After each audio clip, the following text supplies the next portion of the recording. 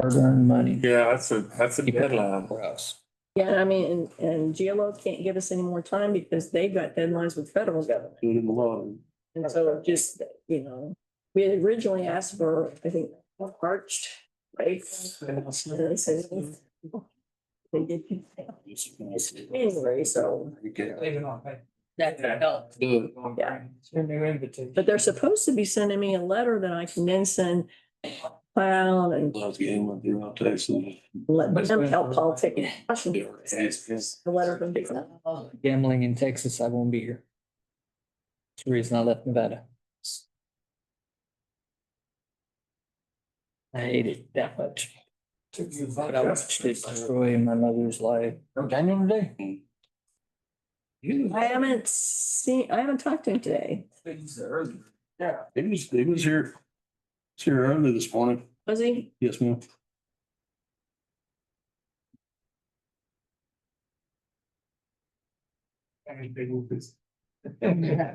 Cemetery. I noticed this afternoon, that's better. Get it all right? Good. Just checking. Okay. What the doctor say? I did the doctor, I know these. It is getting the doctor to talk to me. It costs so much nowadays. Oh, Yeah, you're right about that. I got $15. What will that do? Oh, no. That's it.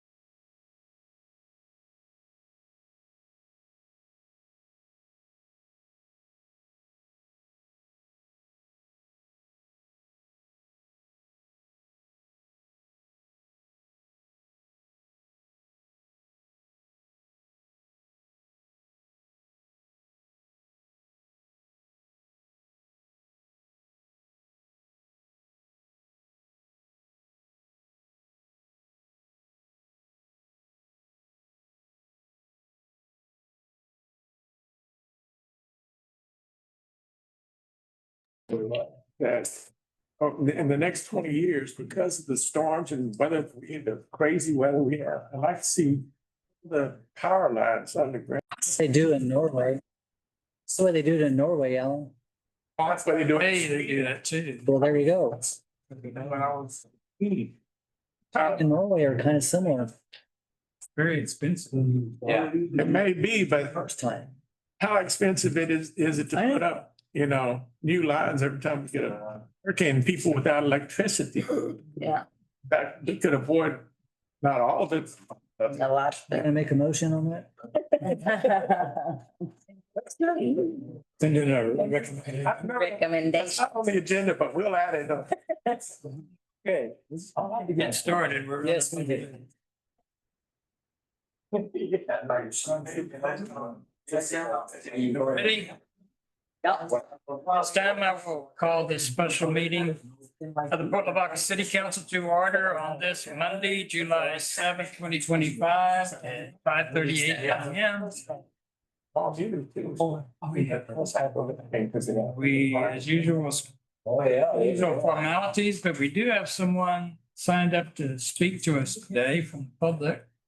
Okay, Andy Cardona and Nathaniel Lavaca. First, okay, I didn't see a mic, so that's why I was wondering, but smart guy. How are y'all doing? My name is Andy Cardona. With me, I have Daniel Lata and actually a couple of our Run Club members. I host the Run Club here in Port Lavaca. We meet every week, most of the time down at the Bayfront. After this, we actually are meeting for a group run.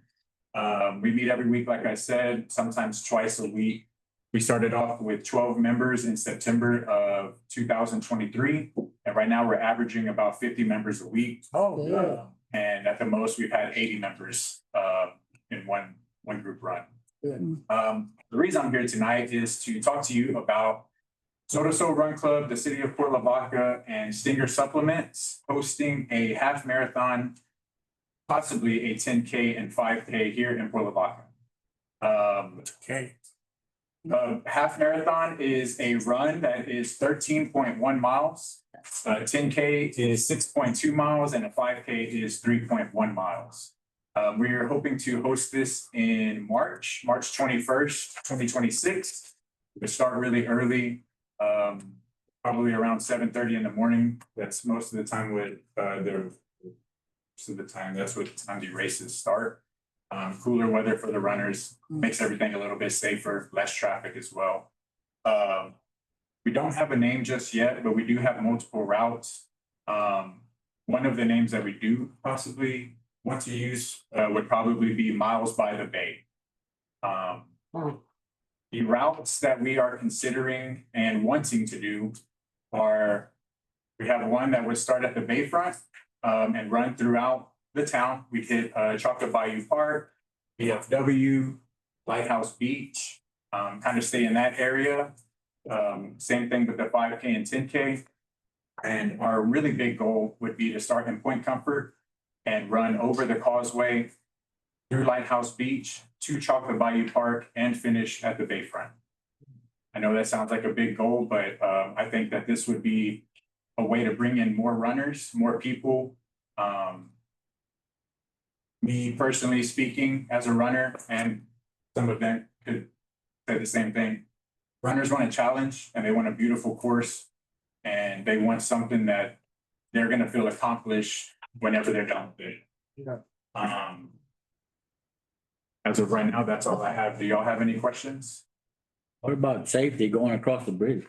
We would have to work with, of course, the city of Point Comfort, the police department, sheriff's department, TxDOT as well. I haven't ran a route because that's not possible unless the lane is blocked, but I have driven a route where we would start down by the boat ramp, come up. Of course, one lane would be blocked off. It's 7:30 on a Saturday morning. From what I've seen, there's not a lot of traffic at that time. We would just need one lane and maybe even half a lane just to be even safer. And we wouldn't have to have that lane blocked off all day. From The boat ramp to Lighthouse Beach is about 5.5 miles. If you can get everybody at around let's say a 10 to 15 minute pace, you're looking at maybe 2 hours for them to get all the way out of that area. Mhm.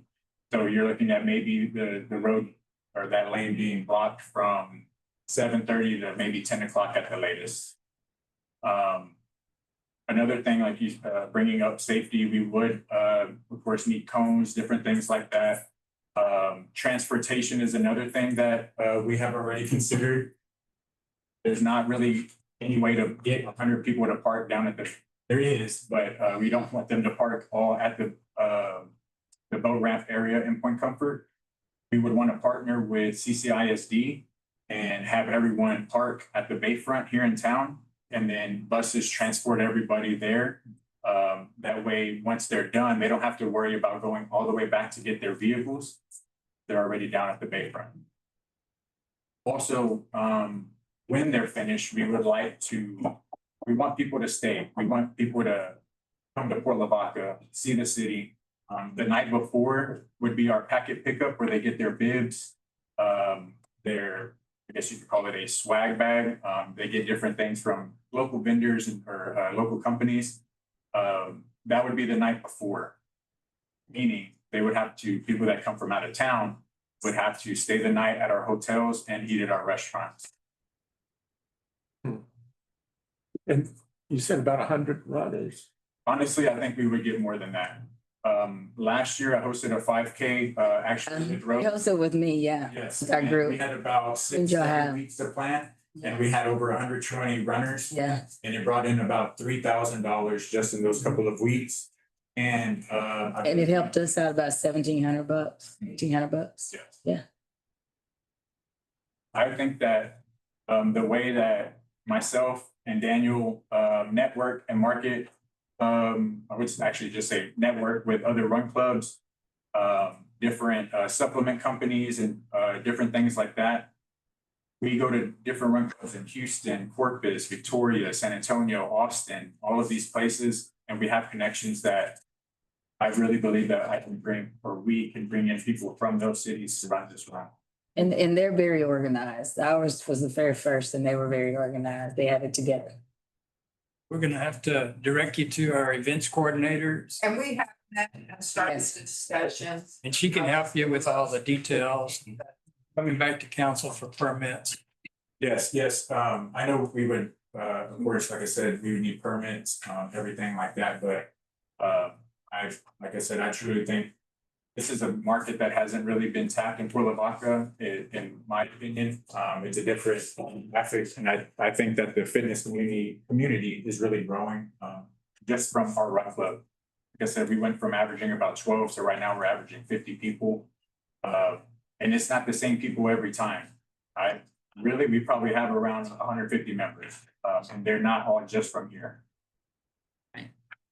But thank you. Okay. Have you reached out, Andy, to Mr. Cardona to like Corpus?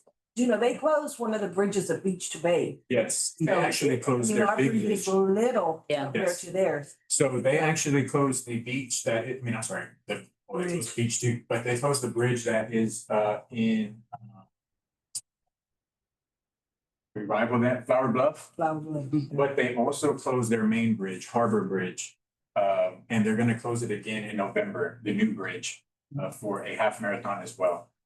Same thing, I know a lot of people I used to live in Corpus for about 6 years, and I have a lot of ties with them as far as the Beach to Bay run goes, Harbor Half, all of their run clubs. And I've already reached out to them as far as like us, needing like a race timer. Yeah. And a couple of other things, as far as like race route goes. But yes, I have reached out to them and they are willing to help that out too if they need to. This would be great for us. Good for you guys. Yes, thank you. Around the corner. Yeah, I really would love to put this together, or we really love to put this together. Mark, what? It'd be March 21st, 2026. That's a date that we actually got from. Yes, we actually- Come up with. Yes. what I was gonna suggest, to pick a date, to talk to. Yes, yeah, I'm not sure when we met, but that was probably 3 weeks ago, maybe. And we'll be working on putting the routes together to bring it back to council for official approval, so we can make application type stuff. And also, like I said it, but like at the end, like I said, we would want local vendors, food trucks, drink trucks, and we want people to, like I said, stay. We would have run clubs potentially pay to set up canopies. I know last month we had the Juneteenth celebration. Yes. We had a long run that morning, that Saturday morning, so I was able to luckily see all of the layout of the canopies and everything that they went on. When we run beach to bay, we see something very, very similar. They pay to, once they finish the run, the teams hang out, they eat, they have drinks, they celebrate as a team. Right. And that's something we would want to do as well down there. DJ, just everybody just have a good time. Right. I think it's a great idea. Thank you for doing this. Yes, of course. Thank you, Andy. We appreciate it. Really not supposed to get too much into discussion of this. Sorry. And comment section. Sorry about that. We appreciate what you're doing, and like I said, just get in touch with Tanya, and she can help you set up all the details. Thank you very much. You did this thing. I really. Thank you. Thanks, Andy. Is there anyone else who wishes to speak? If not, we will move on to our regular agenda. And we have the special meeting. We have one agenda item. Consider approval for Port Lavaca Main Street Incorporated to use portions of nautical landings for a Doing It on the Deck fundraiser concert, August 29th, 2025. Mayor Council, we would like to bring back Doing It on the Deck. It was a signature event for Main Street. Main Street is trying to get active again. This was a huge fundraiser for Main Street back in the day, and it was always July 3rd, which was now definitely conflict with fireworks, but Labor Day weekend's open, and Larry Joe Taylor's open Labor Day weekend, so we'd like to do it on a Friday night at the Nautical Landings building, and that's what we're requesting use of, is the building and the parking and the deck, just like they used to do years ago.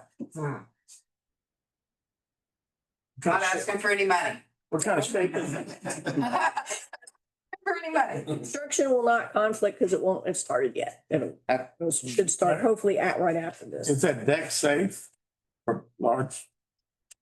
It's just gonna be the band up there, the Yeah. crowds and more. It's just the band. Now, there are portions of the deck for the VIP that it is utilized now. It's my understanding they're working on some of the board.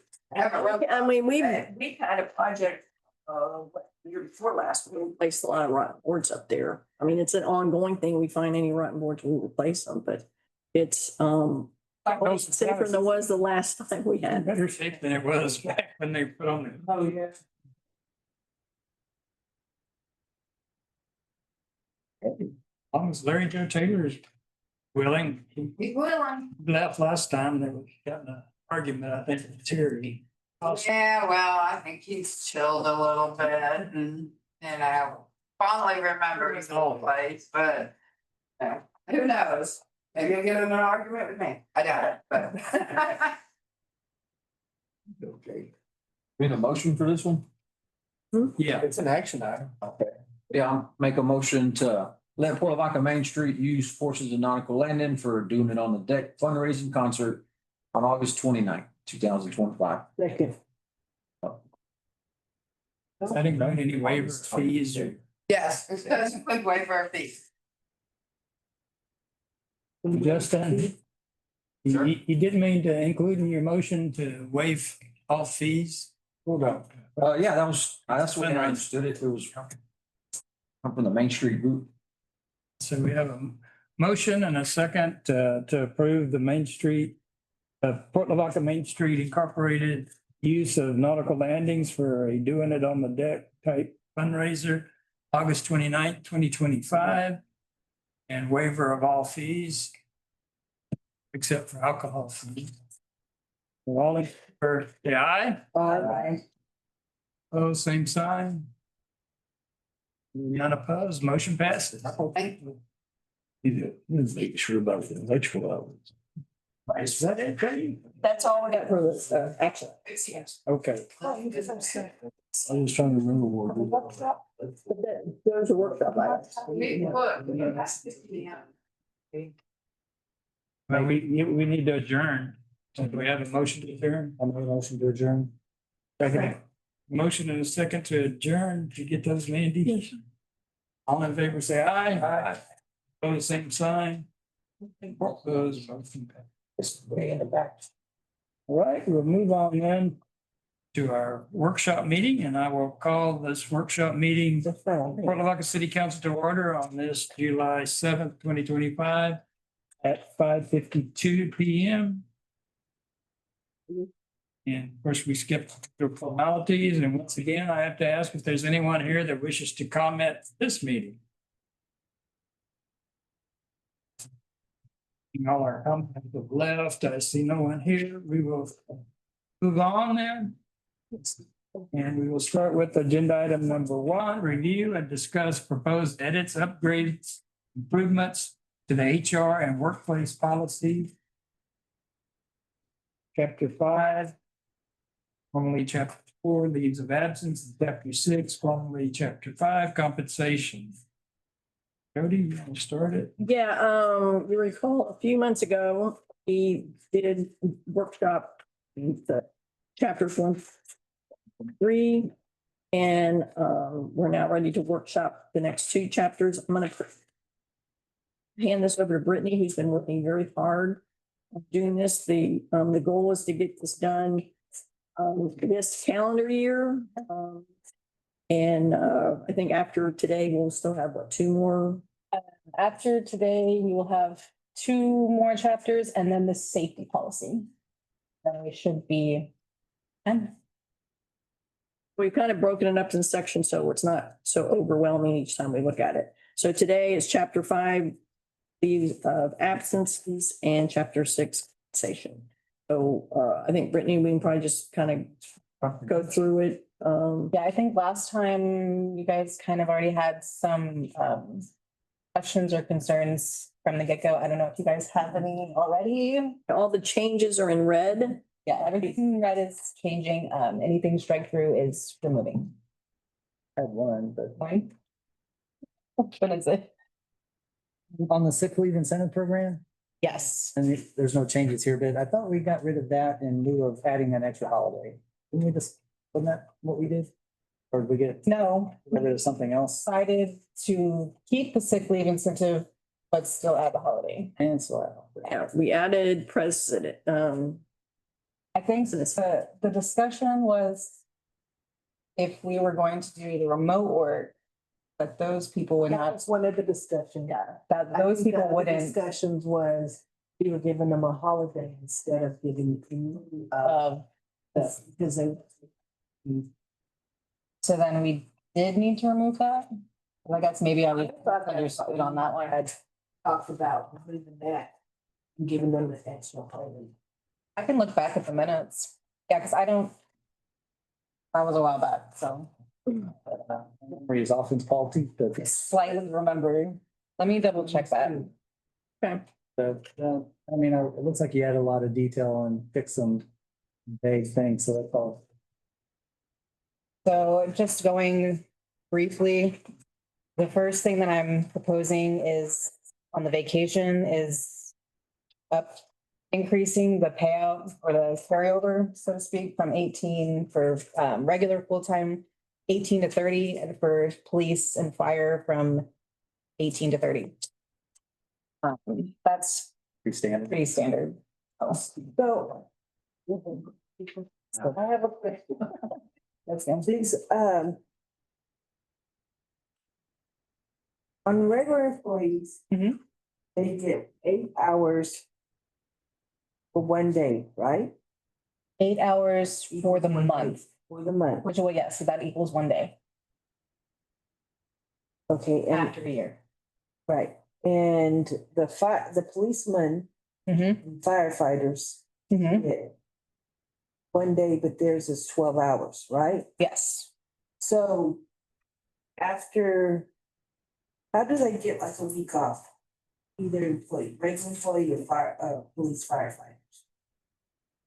Like how long will it take them to add up to 1 week on their So schedules? if you're after a year and you start accruing that 8, and I mean, let's just say you start off that first year with 0 hours, it would take you probably about, what, 6 months to probably get up to a week?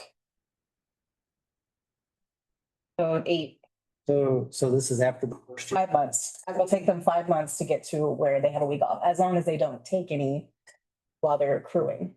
What's an employee get the first year?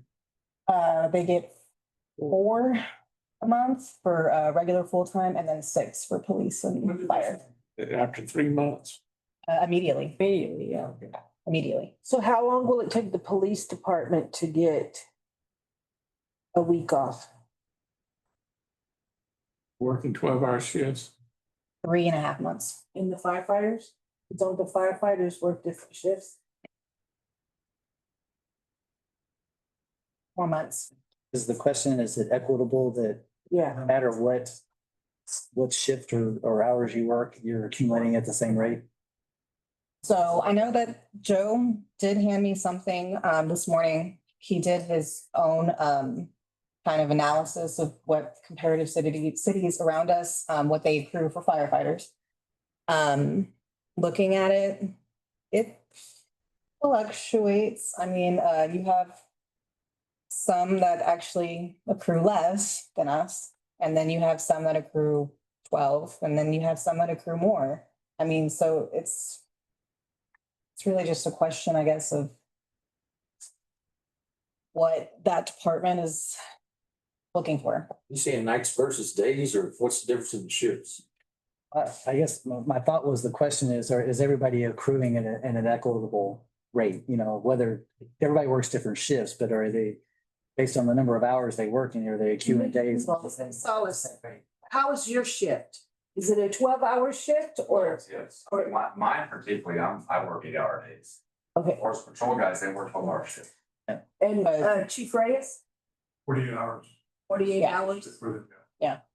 Because you're 2 on, 4 off. So every month, like they'll get, So every month so police and fire, every month they get 12 hours of vacation and they get 12 hours of sick. So it's a total of 24 hours that they accrue. It's just split between sick and vacation.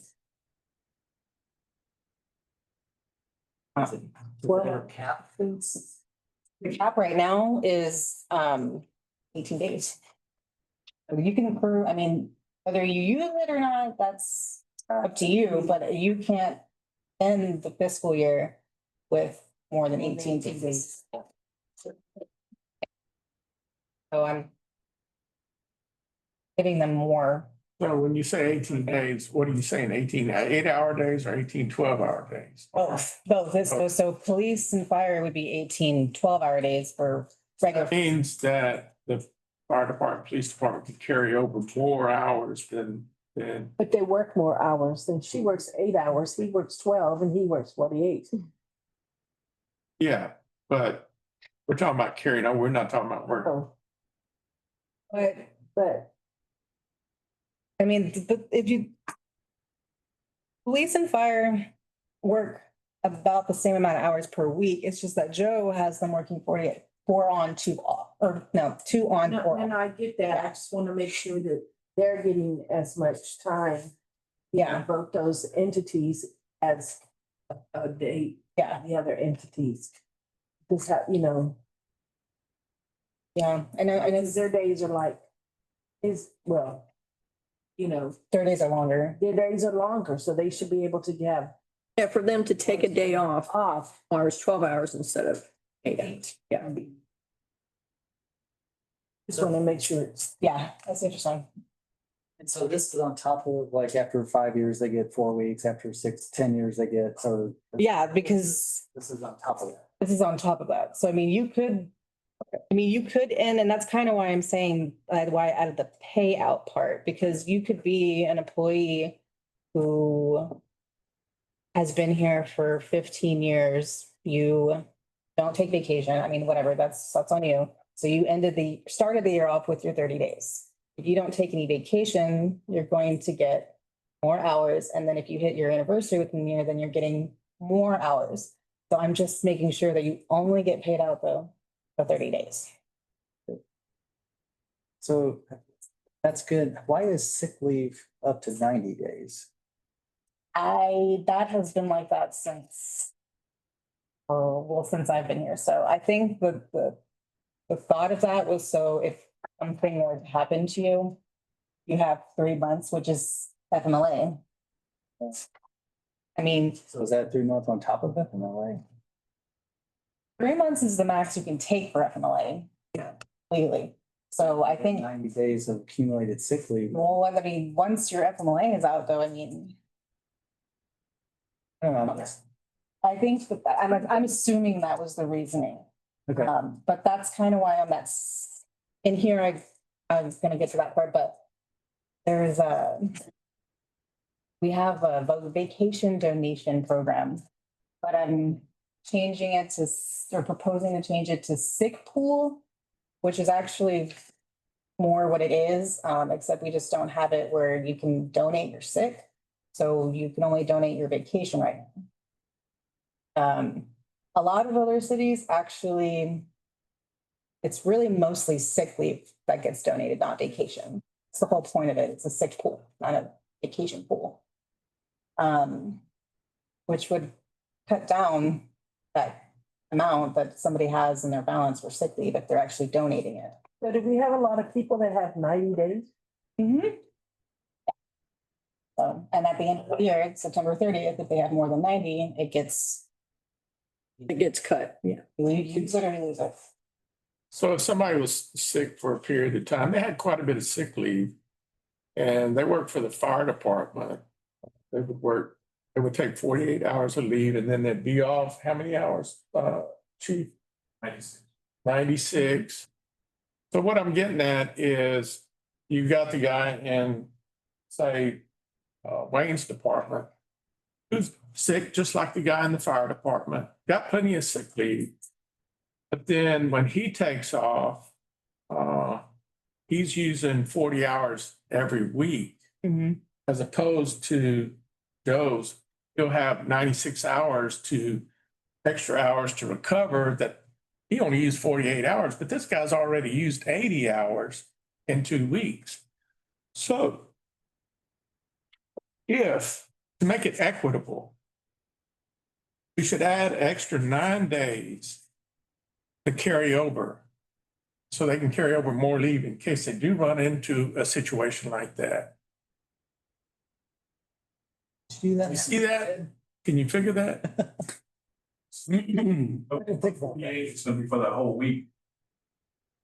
Yeah, so Taking off sick 48 hours.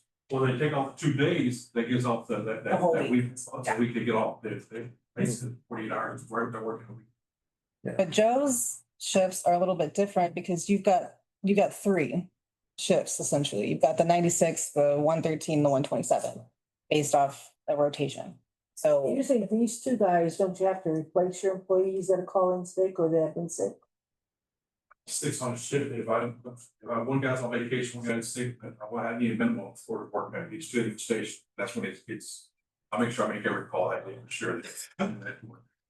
We have 2 and 2 then, we have to have 2 and 2 out on product. And Lieutenant Sells, is that the same way you have to replace your people that are sick?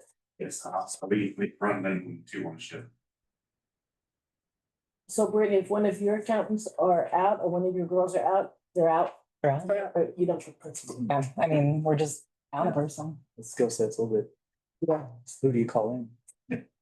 Because you don't have another shift to It is for a firefighter version, technically version, it takes 72 hours. In the first year, probably need 72 hours, which is 1.5 hours. So they can take off. I've been here over a year where it's they get 144 hours, which they get 3 tours off the year, What is a tour? 48 hours. So you get That's their shift. 48-hour tours and so off. You're after just start.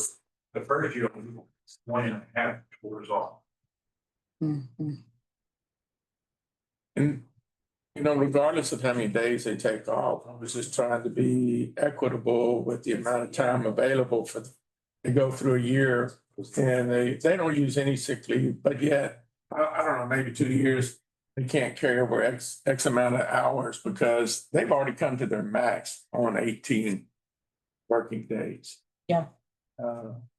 Whereas I mean, and you run into that a lot. I like the idea that they're, you know. Things happen to people. I mean, I want to cut back, I want to give the 40-hour employees more ability to carry. How much is 18 times 8? That's 60. oh, 144. Yeah. It's what? 118 times 8 is 144 hours. 144 So it'd be 144 for a full-time member and then 260. times 48. 12 times 48? No, 12 times, yeah, 12 Eight. times 8. 16. 216. 16. Yeah. Yeah, I'm just, whoa. Wayne, do you find that your people are running out of sick leave? My people, some of my people run out of sick leave because they take it as soon as they get it. Well, then you have people like that. Yeah. But for the most part, You don't have to be sick to take sick leave, right? It's just a day off. Or You have to, because You have to be you have to be. But you gotta have, you don't have to have a doctor's. You have a doctor's appointment. Yeah, so there's A family member too, right? yeah. vacation. Yes, it can be a family member, Yeah. medical. So, you know, there's several of us that have over 300 hours of sick leave available. Yeah. And you have somebody else though who only has 8 or something, you know, it's really more about who's taking time off and who's not. is that 90 days? No, No, 90 days would be 720 hours. yeah. Okay. I think, Present something when they're sick or if they're out. well, Every if it's day. 3 consecutive days, then they have to provide a doctor's note. Then actually, that's technically not in the policy, and I do have that adding that about if they're off, not off, they're sick for 3 consecutive days, they have to provide a doctor's Put that in here. didn't you? note. I won't work. That's good. What? No. A note from mom. If you're sick for more than 2 days, you should go to the doctor. That's what you have insurance for. Mom wrote me notes all the time. Yeah, I guess on the equity, I mean, if the employees are okay with that, then, you know, that works for me. I mean, as long as everybody's okay with it. I mean, I think, you know, hopefully the employee generous policy, and I guess it's common in the cities, but you know, it's not really a lot of stuff in here that most other companies you don't get. Oh, I know. So, I mean, I'm not saying we need to take anything away, but Yes. I'm just saying, I hope, you know, so when new people come in, I know young kids these days don't look to the future, but I mean, there's a lot of good stuff in this policy that you don't find anywhere else. So I hope we can convince people of that. I completely agree with that as well. I mean, I've looked at a lot of policies and yes, a lot of policies I'm trying to standardize with us, but there are some cities that they don't do a lot of the stuff that we provide. Yeah. I mean, I looked and I was like, ooh. And to Tim's point, in private practice, rarely. Yes, yeah, and I know that. Yeah, so that should be a selling point. I mean, Yeah. It should. the kids, they don't see that because. I try to explain to all our new hires, yeah, we may not pay a lot, But there's. but the benefits that we offer far outweigh anything you're gonna find anywhere. But I mean, I think I mean, what they showed us, the pay structure, I mean, maybe we're not at 100% of what like for most of the pays, you know, the top engineers, but I mean, it's not a bad pay structure.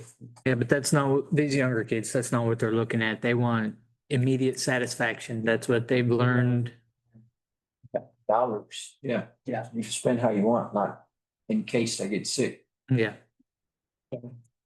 But yeah, there's a lot of places you don't get sick leave till at least 6 months, sometimes even a year before you can start accumulating any kind of sick. I mean, I've worked at a place where I got 2 weeks of sick leave on January.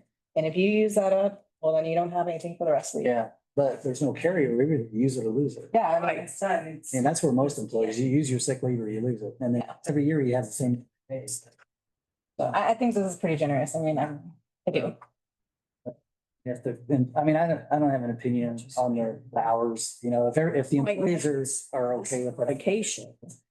I mean, we should try to do that, but And I did get some feedback on that aspect, that they did like that. They liked the increase to the 30. well, that's, I mean, of course, yeah, so. So on the next page, on page 8, another thing that I'm adding for vacation is that you won't get paid out to your vacation unless your probationary period is complete. So pretty much if you leave within the first 3 months, you're not gonna get paid out your vacation that you accrued, which, I mean, if you're Yeah, that makes. only gonna get 4, so you would only have about 12 days anyways, 12 hours. sense. Page 9, I just added a little tidbit on taking holiday leave. I think that question gets brought up a lot whenever we come across payroll with certain employees. I'm just laying it out there when you get a holiday. If you're on workers' comp, or if you're separating holidays, if you happen to schedule a vacation day, or anything like that. So it has gone brought up in the past, so I'm just making it clear as day.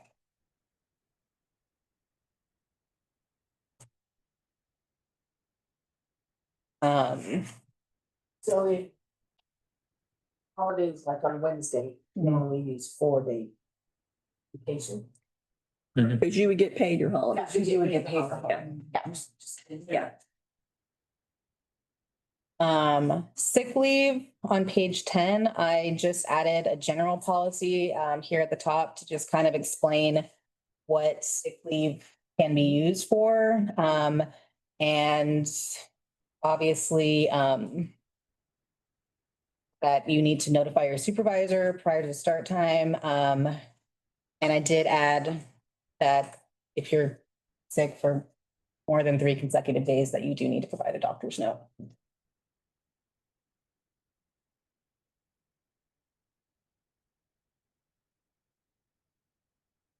So yeah, this spells out what we're talking about earlier, what you can use sick leave. So doctors, Just sick, your kid's sick.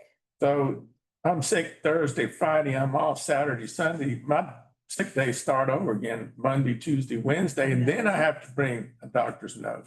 If you miss Monday, But if you miss Monday, then yes, you need to bring doctor's note. There was 2 days in between Saturday, Sunday. That's not consecutive. work. That is not consecutive. So maybe I need to put Well, it should be days, it should be consecutive work. days. consecutive work days. If you. I did put that. I did put work days. Okay. There you go, Wayne. Okay. On page 12, I added a little blurb about flexing the time if you need to go to a doctor's appointment, I guess. That's all that's really saying is Cindy has a doctor's appointment at 12 o'clock, so she goes for a doctor's appointment. The doctor's appointment takes 2 hours. Obviously, that's more than her lunch hour. So she needs to make up an hour. So I'm letting her come in an hour early or leave an hour late, make up for that hour. Actually, that's pretty much, which is, I guess, just providing the employee some flexibility. And it has to be done within the pay period. So it's not like you can just 3 weeks later say, oh, I. Good note. Yeah, and I would say that they would need to bring a note saying that they went to the doctors. Actually, I can add that in. So flex for 1 hour, or you just gotta go pick up. That's pretty practical. That's in another chapter. That was, we already went over that in chapter 2. Okay. That flex. That was the flex, not flex time with like remote work, it's just standard flex time. Yeah, flexing your time. Flexing. This is just for sick, so you don't have to use your sick leave because you're gonna make it up. I will add in that you need to provide a doctor's note. That's actually a good idea. Is that what to what I've read in the. I'm not gonna make me sick, so I'm gonna stay home taking that. Yeah, no, that, Pick it up on Saturday. the office closed, yeah, but. The next few pages, honestly, there's not much, I mean, you dive into FMLA, which I'm not changing anything to FMLA because that's all. I mean, that's just legalese, yeah, I mean, yeah, so nothing's happening, except I did add in loco parentis. Yep. I think that's just pretty standard, right, in FMLA? Yep. Yeah, okay.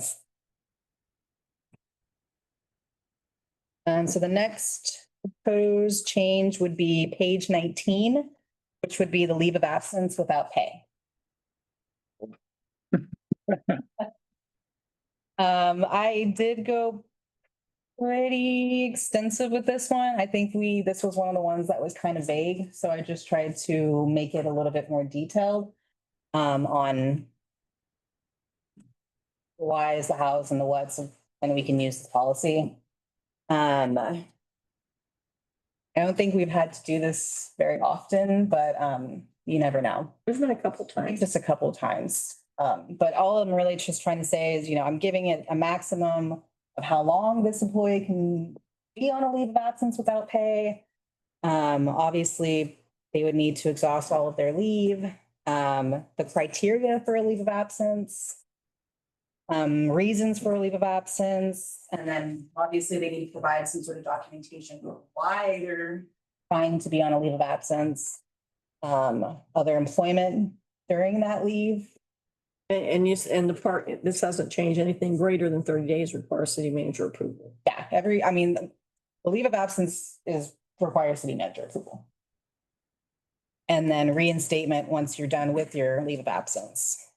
And then I'm also diving deep into your benefits while you're on a leave of absence, which normally the employee is responsible for paying their portion of their insurance. Something I have seen other cities do. I did not put this in there, but I'm just letting you know that this is something I've seen other cities do. Is some cities require them to not only pay their portion, but the city's portion too. So, but I did not add that in there because I feel like that would put them at a disadvantage. I mean, that's pretty expensive. So, but just letting you know. And then obviously the last is revocation. So the city manager may revoke the authorized leave at any time.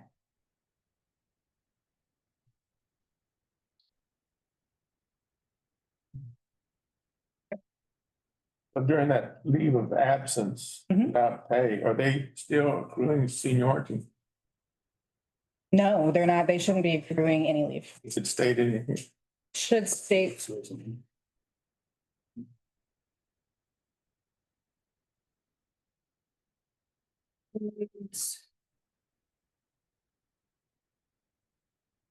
It's not, but I can add that in there. All right, clear, It's in that first paragraph, employees will not accrue sick or vacation leave. Well, it says once FMLA has been exhausted. But he's trying to say, you're saying that The first, they're just on a leave of absence. without pay, you do not accrue. That's what it says. Employees will not accrue sick or vacation leave while on an approved leave of absence without pay. that's it. Yeah, but seniority is different. So like, you're saying like longevity, The seniority, like, No, not in my department. I don't know if PD or fire does. but you don't, like, you're saying longevity. You talking about longevity? Yeah. Longevity pay? well, not longevity pay, but like choice of vacation. Hey, I'm senior you, I get first choice vacation. Oh, no, they wouldn't. No, don't practice that. It's a first come, first serve. No practice. No, we don't. Yeah. So when they ask for vacation, they request it and it's up to the manager and whether or not it gets approved. Okay, it's not like, It's okay, not on a first come. there's a Yeah, part going, a little no. calendar going around. Hey, I'm this person, I'm here longer than you, I'm gonna go ahead. That's what I was, sorry. No, we don't practice that. So they're good on that. So on January first, you can ask for December 25th off, I guess, depending on the department. And does everybody submit their thing on the same day? That's, Yeah. most everybody don't have enough vacation to do that anyway. By that time? Okay, But I mean, that's the way it would go. They submit their request for vacation and if I look at it as a first come, first serve. okay. Ever been a problem? No.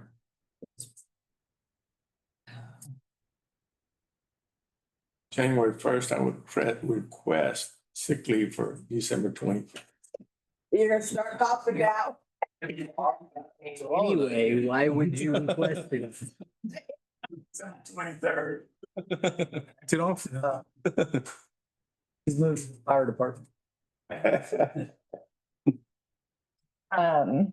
So on page 21 is that vacation donation program I was talking about. I'm just proposing to change the name to sick leave pool. And then I'm adding in that you can donate vacation and sick. Wow, that's cool. And then that obviously, I'm adding a little bit more to it about eligibility and the process and donations. The way I've seen it is, and this could go either way, or you could do both. I didn't add this in here. You have a sick pool, which I've seen most cities have it where you don't donate to a specific person. It's, you have to, if you want to donate Just doing time to somebody, then you have to donate to the sick pool, and then they have to request time from the sick pool. I have seen it where they have a policy where you can donate specifically to a person, but I feel like you're contradicting if you're doing both. So I mean, in my opinion, I think if it would be better, just donate to the sick pool. If that person needs the time, then they can just request to use the sick pool. We do have a minimum, so you can't donate down to zero. No, and I have it in here where if you're going to donate, you have if you don't have yourself with nothing, you have to have time like available after donating.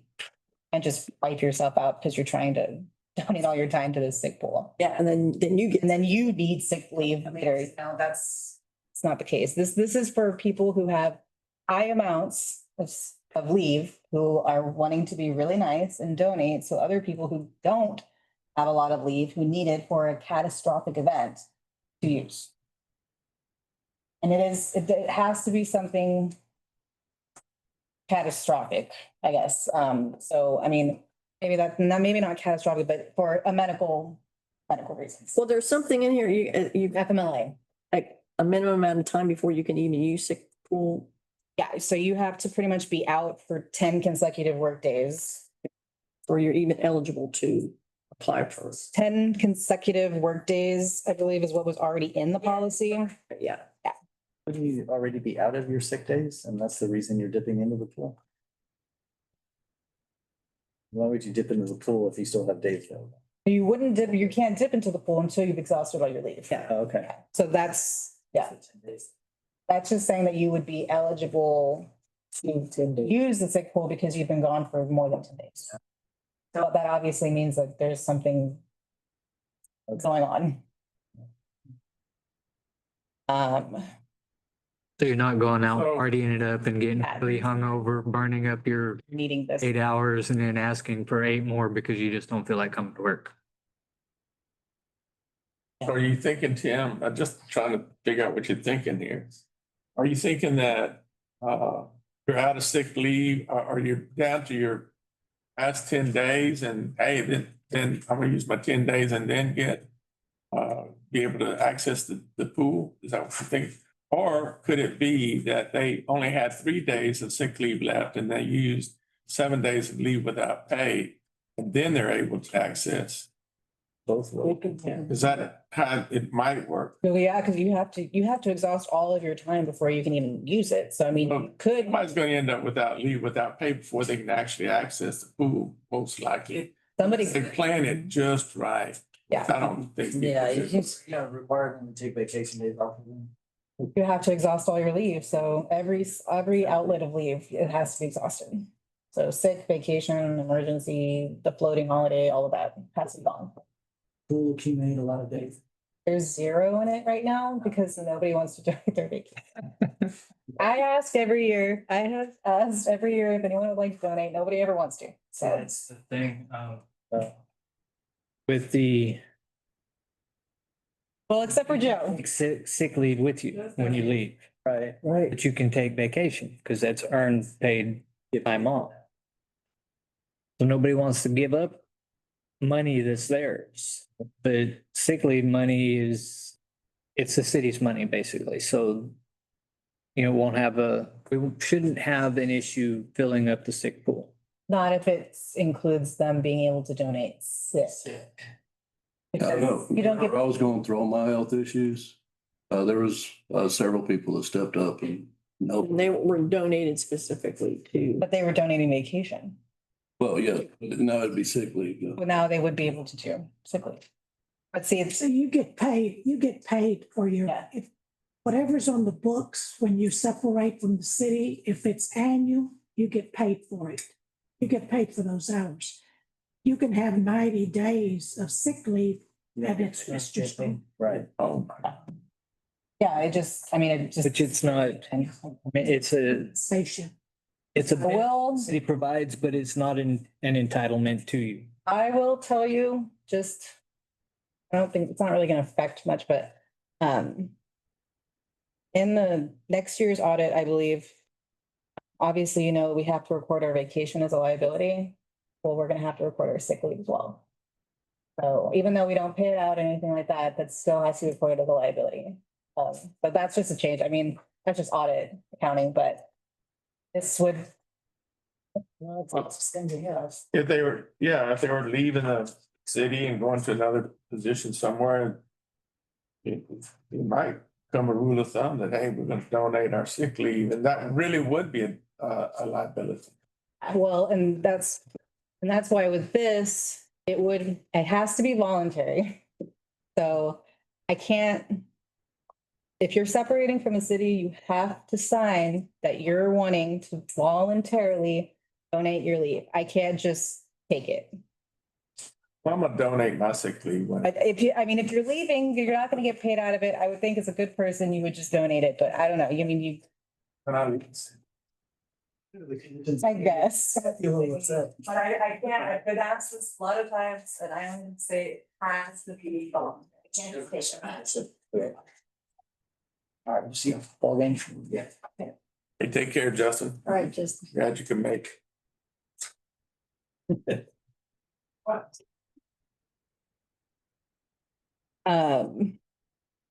But does anyone else have any questions on that one? That's plain as mud. So page 23, emergency leave, all I'm saying is that you may be required to provide some sort of death, funeral, or family relationship if you are trying to use it to go to a funeral.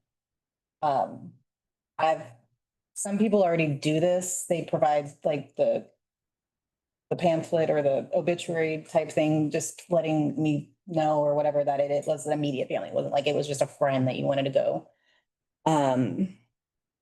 Yeah, but that's really all I'm saying is that you may be provided or may have to provide.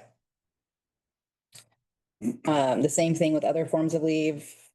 That's saying that you may have to provide documentation of your requirement for jury duty. So that way we know that you actually were required to go to jury duty. Coronation probably wouldn't work. Well, You getting coronated anytime soon?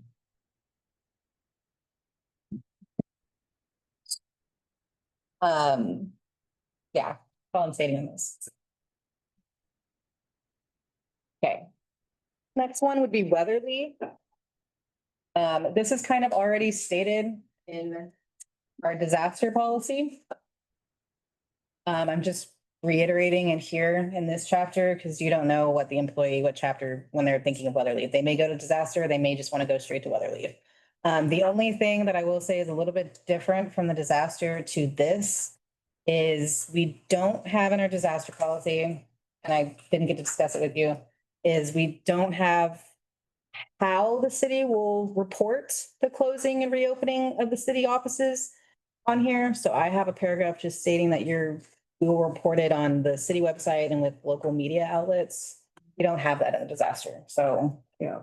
and then obviously there's nothing in the disaster on how the employees will be notified of the closure, whether it's text message or call or email. And then other than that, it's just stating more so about how the weather leave is going to be used in the event that the city is closed. So So is this declaration of an emergency required, this absence of work down below to be allowed? I'm just thinking, you have flood, like the flood conditions now in Austin, in that area, not everybody is impacted, so they could go to work, but some people are, maybe can't cross the bridge because of weather. So, but it's not an emergency here. yeah, so in that case, okay, if you have someone who, I don't know, maybe they're stuck down there because the weekend or something, that they would need to use their regular leave. Yeah. This wouldn't qualify for the weather leave because the weather leave is only if she declares it as a weather. Because it affects, Right, it's not safe. yeah, it's not safe to come to Port Lavaca. This is different than the county. Yes. And this doesn't require any emergency or, My only comment is it's not normally good to have two different places with the same. Patient. So if there's a contextual difference between this weather leave and the emergency. yeah, we might be able to just say, refer to whatever. I can do that. Because I had the same comment that it didn't conflict. So I can just, Maybe the other needs a little bit more, you got some interest. Because I think the other one, we did discuss weather leave too. it does, that's what I'm saying, it does. From A lot of this says wording is exactly the same as in the other policy, I guess, so what I just. Maybe just that way, if we do change it, we don't have to change it in one place, so we don't forget to change it in the other place. Add the disaster plan as an annex to this so that it's, rather than employees having to go look for two separate manuals, it's all in one manual. I can do that, I can just add, Yeah, maybe just remove this from this chapter and then add it to the disaster policy chapter. yeah. This is all part of the policy manual, right? So Yeah. each section will, so I think even that section will be in that. It's, yeah, it's in, The disaster is actually is in chapter 7. yeah, I mean, it's in here, it's not in one of these two sections. So I can just. No, I think that's a good idea, just, Now, and then something I will say on the next page, on page 25, though, something that is also not in the disaster policy is what classifies as a emergency services personnel. It's not technically classified. I don't know if that's something you want classified, like obviously police officers, firefighters, and those are emergency personnel. Because they're essential. But I think in our disaster policy right now, we just have levels of personnel, but doesn't state clear and day what departments. I think, if I remember right, it was leaving up to the department heads to establish those. Yeah. Yeah, we need to go. I would say maybe it would be smart at least to classify specifically what departments are essential. Got to define essential staff. Yeah. Because it's kind of vague.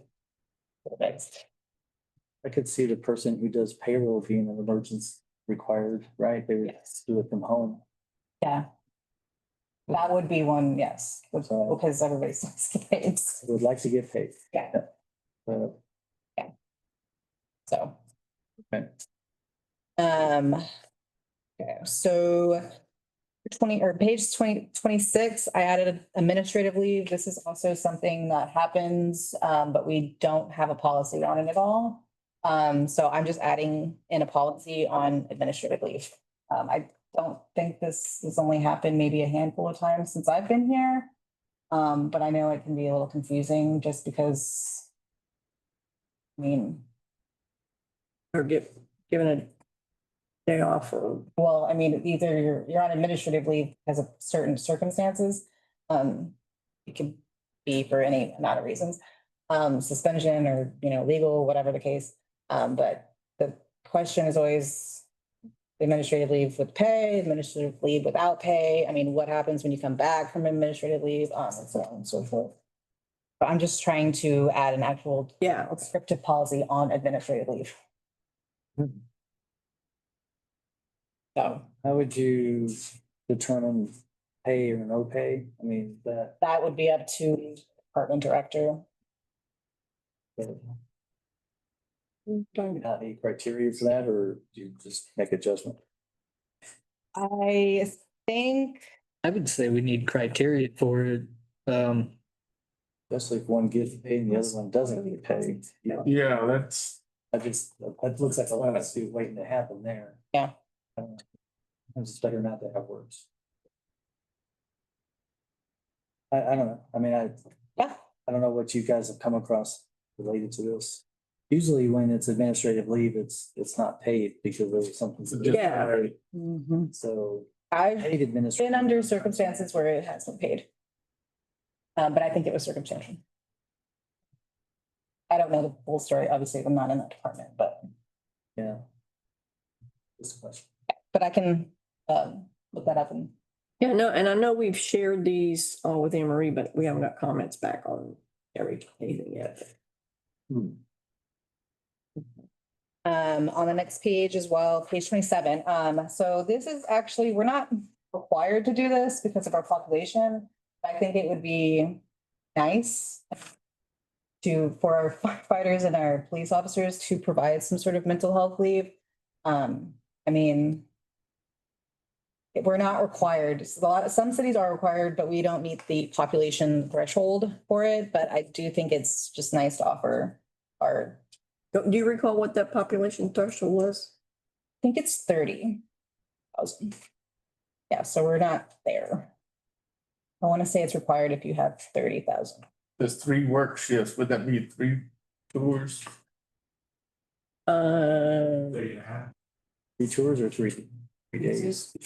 The shift is 12 hours or 8 hours. Well, no, for a police officer, it would be 3 work shifts. For a firefighter, it would be 2 work shifts. So it would be their 48 hours. Yeah.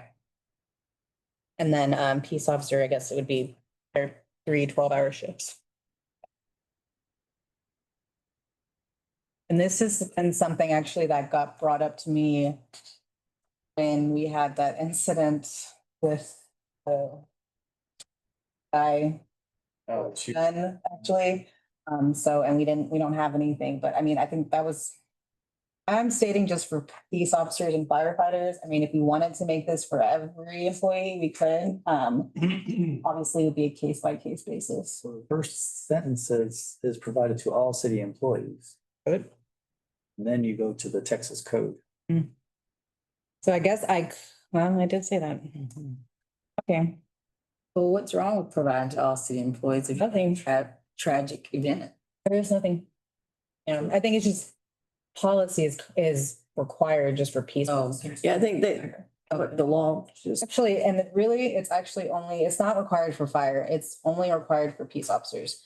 I think a lot of cities just add fire in there because they are public safety. I could see firefighters need it as well. Telecommuters is actually a requirement as well. Yeah, that's interesting. But no, yeah, I mean, it's okay so we're above the code, the requirement. We're not required, but I mean, you never know, so.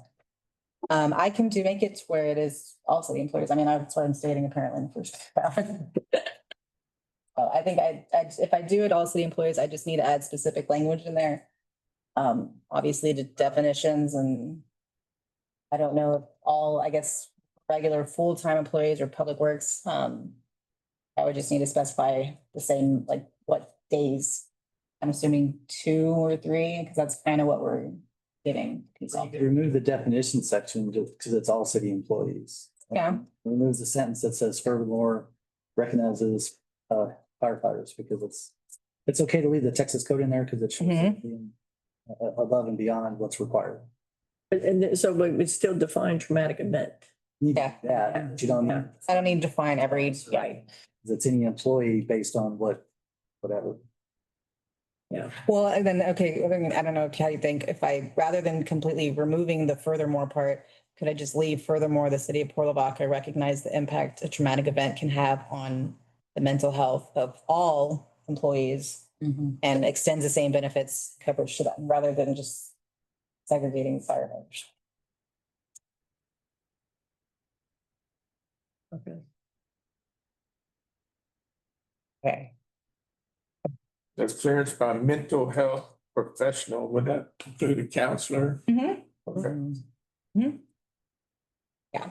Yeah, so then they just would have to provide some sort of proof if they're requesting to use this mental health leave, that they actually want to go and discuss their mental health with somebody. Yeah.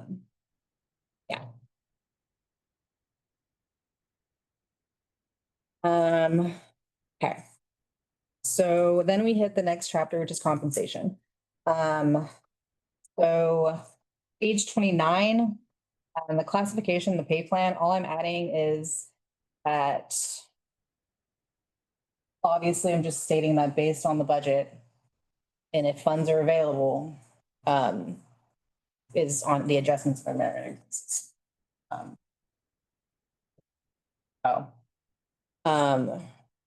And I'm just stating that the amount, the timing, the eligibility, and the method of distributing pay plan adjustments or merit shall be determined annually during the budget process and is not guaranteed. All I'm stating is, yes, one person may get a certain percentage, but that doesn't necessitate that you might get the same percentage, because it is just on an individual basis. Obviously, employees on a performance improvement plan or other significant disciplinary action merits are determined and or distributed are not eligible for the merit. And then employees at the top of the pay grade may not be eligible for merits unless exceptions are granted as part of the budget process. I think mostly we already have that policy that you have. So I'm kind of just putting it in here for the employees to see, because that way they know how that works. Or compensation policy. Or compensation. Pay grades, I'm explaining just what a pay grade is. Pay ranges, I'm explaining what a pay range is. So the use of market data, so council, twice we made motions where we do it every, once was 5 years, then I think we did it every 3 years. Do we have an actual, so we've done that via motions at council, but have we ever put it into any policy? That we'll do an evaluation, because we said we do a professional evaluation every, 5 years, and we do. And the only one I've seen is that one from 2018, whatever that was. But that was in a council meeting, it was a motion, so, I mean, at some point, we need to put it in policy. You're saying in As this, people leave, we forget that we said that. so I guess you want me to kind of add in here that language about, Well, I mean, it's in our, it's already in there, it's just not. compensation policy. Is it I'm gonna in? go back and look. I So- think we put in there, but if not, If it's not in there, then yeah, what chapter was that? This is its compensation, but I think that's not in, This is compensation, yeah, so, that's a separate policy. yeah, I mean, I would like That's to see it good. in a policy. Yeah, I know what you mean. I yeah, had to bring it up twice already. Yeah, I know. We lose people and we forget. I know. I can take a look at that and then see about merging it into. And the other question was, initially it was, we hired a professional every X years, but then in the interim years, we did a Internal. interim, yeah, does that work? I'm kind of suspecting it didn't work too well. well, I think to me, Maybe explain. I mean, what we do is, basically, we do the same thing the consultants do.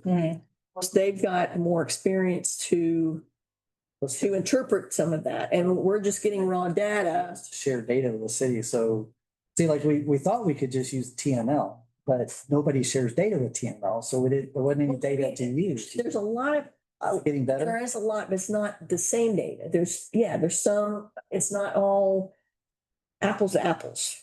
Well, and that's why it's informal, but we're trying to not have 10% every, or 20% every time, we want to do gradual ones. Yeah, So it doesn't have to be perfect, but I'm just curious if it actually. I mean, benefit. I think it helped. I mean, we weren't that far behind when we got there. Helped.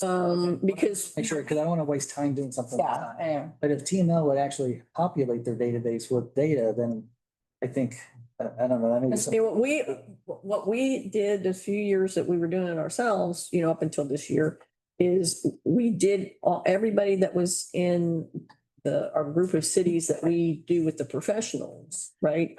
We reached out to each of them and got data from them. And then what I did with the TML is I just looked at the cities that were close in our range of population. Didn't care where they were, just approximate population. And we just looked at all that and took the averages and see where we were with that as a guide.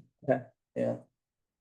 I think it's, We did that every 2 years and then the other one every 4 or 5 years. Yeah. or 4 or 5. I think that the. We didn't even do the internal one last year. So that's why we don't do it. every- Yeah, and the hardest thing is sometimes is, and it takes going back and asking more questions because again, the one job description here with this name, they do XYZ. Well, this one's got the same job description, same name, that they're doing ABC. And, and so sometimes you got to really dig down, and that's what the professionals, they pay them to do that, which we don't always get all that information. I think it's a good practice.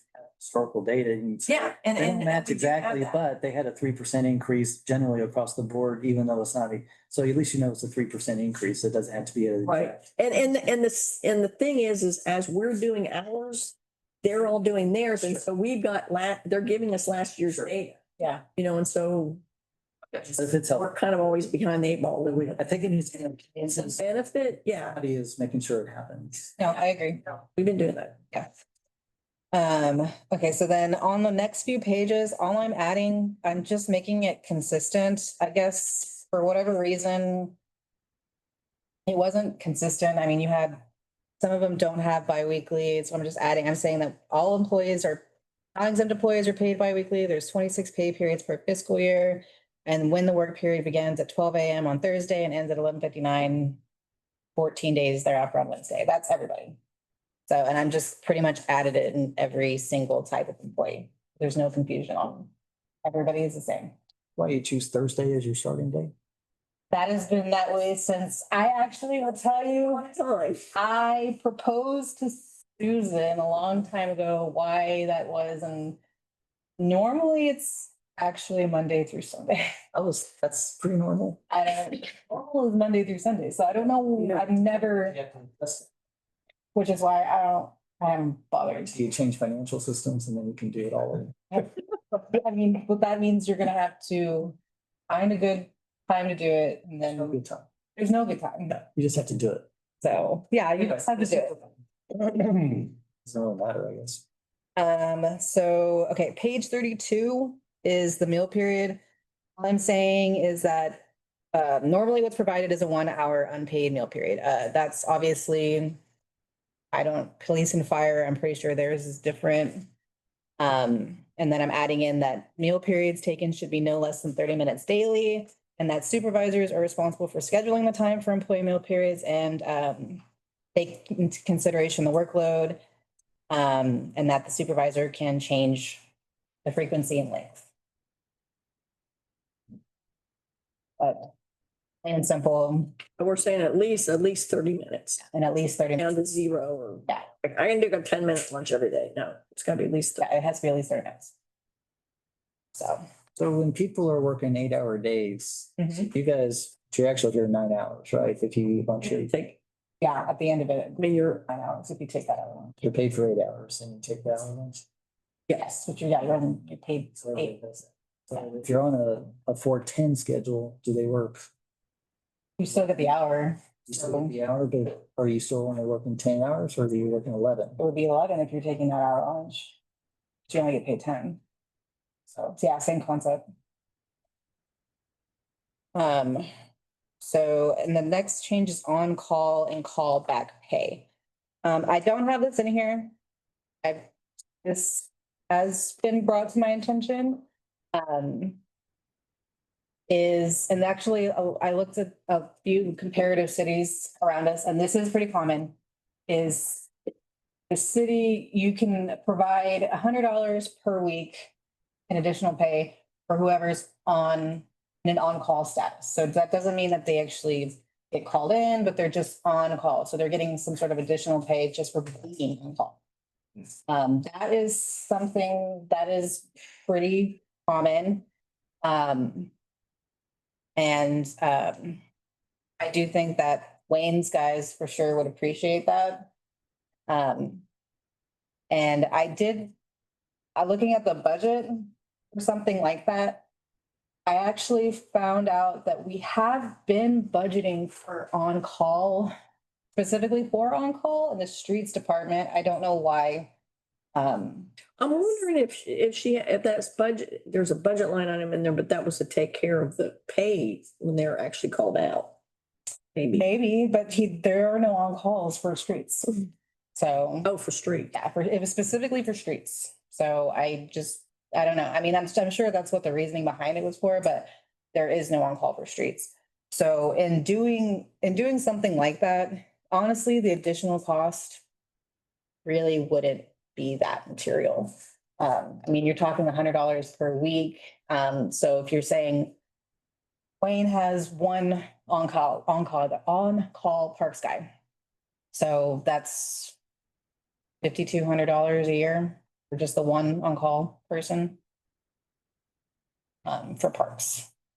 So a lot of the plants, what they do is when you get called out, you're, whether they're there 5 minutes or 4 hours, you get paid a minimum, say 4 hours.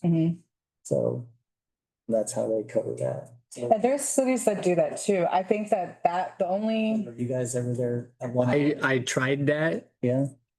And they took advantage of it. They would write down that needed to come out for something. They came out for something and then. Well, I think the objective is because if you're on call, that means you can't go with your family. Yeah, being on call means that obviously when you get called in, you have to be ready. So no drinking. I mean, stuff like that. I mean, you have to be physically ready to go back to work. So You may not get called in. You may not get called in at all, but you have to be ready if you do get called in. So it is kind of, I mean. And I've worked for several different cities that offered this. Portland was probably the best. When you were on call, you got a $200 stipend. Yeah, that was one of the ones I found. Whether you got called out or not, that was because But you rotate the call, right? You're not on call for the entire year. No, you're not on call for the entire year.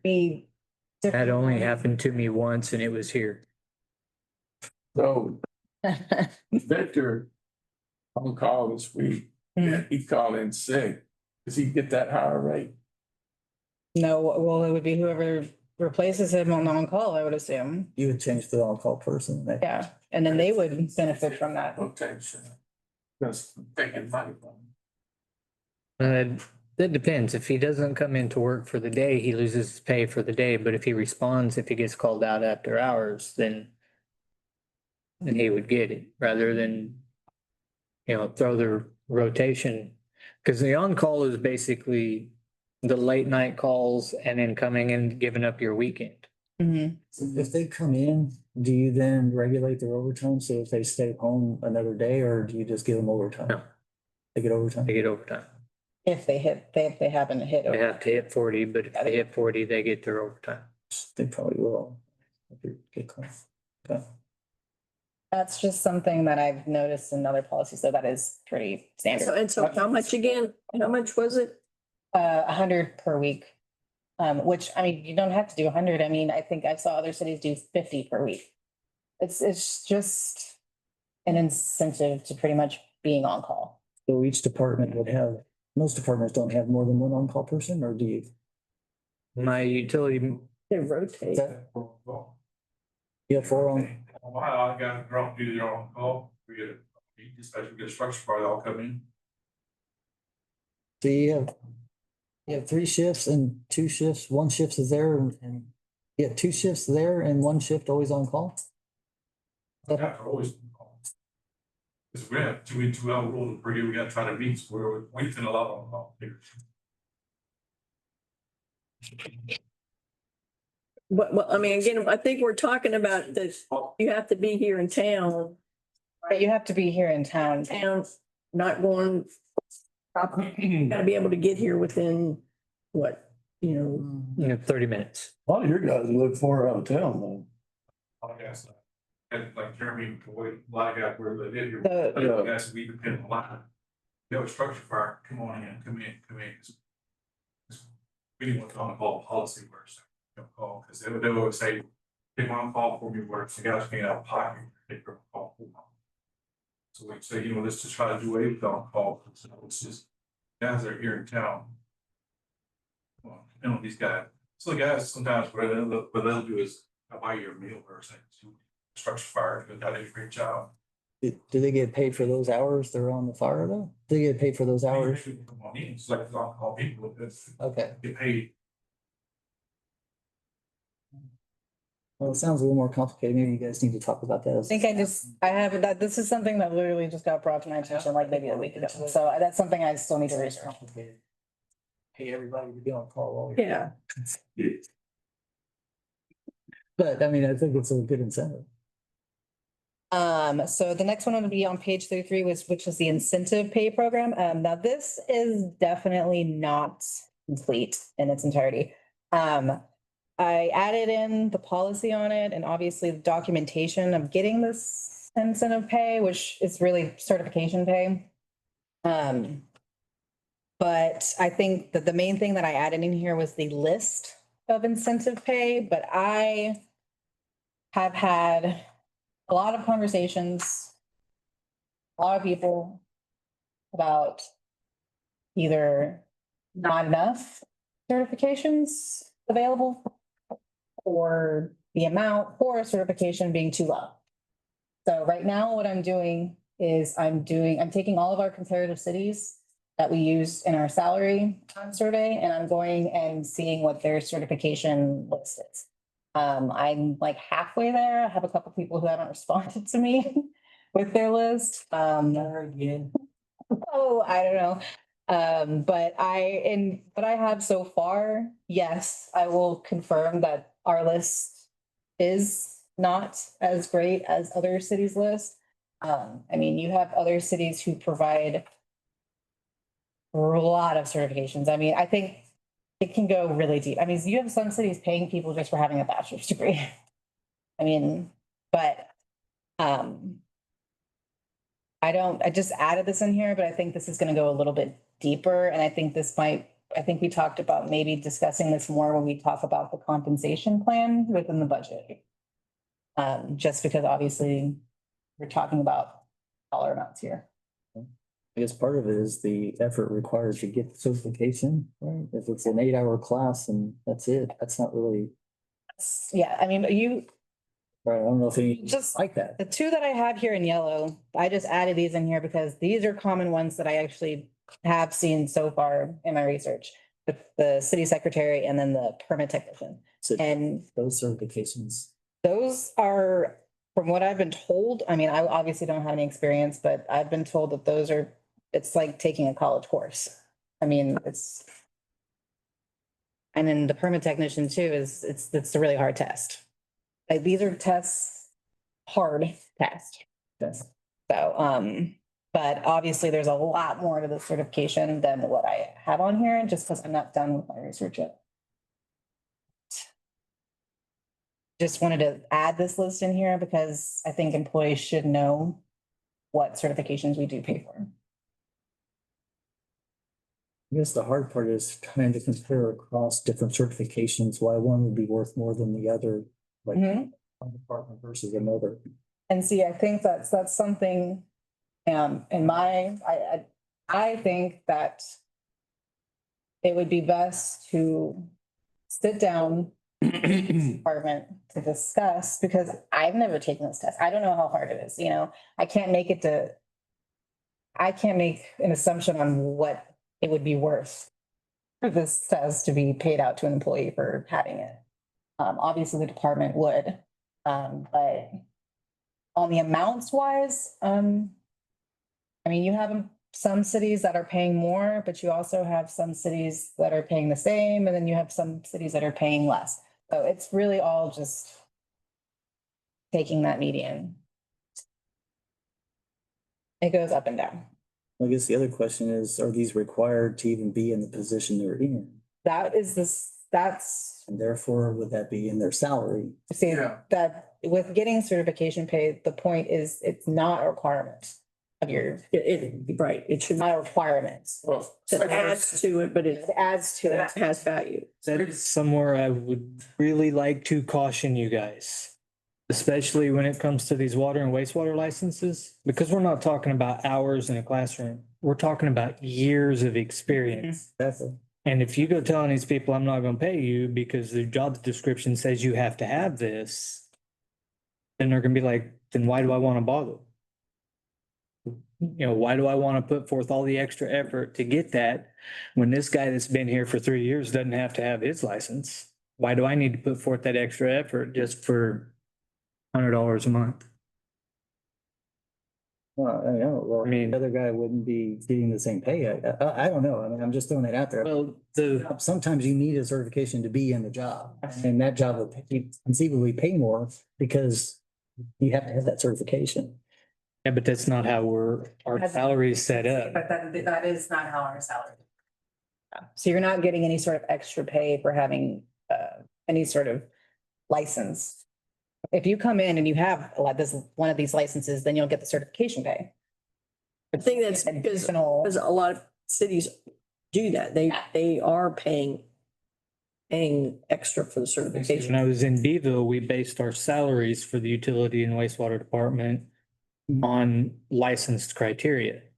So our A licensed operators got paid $30 an hour.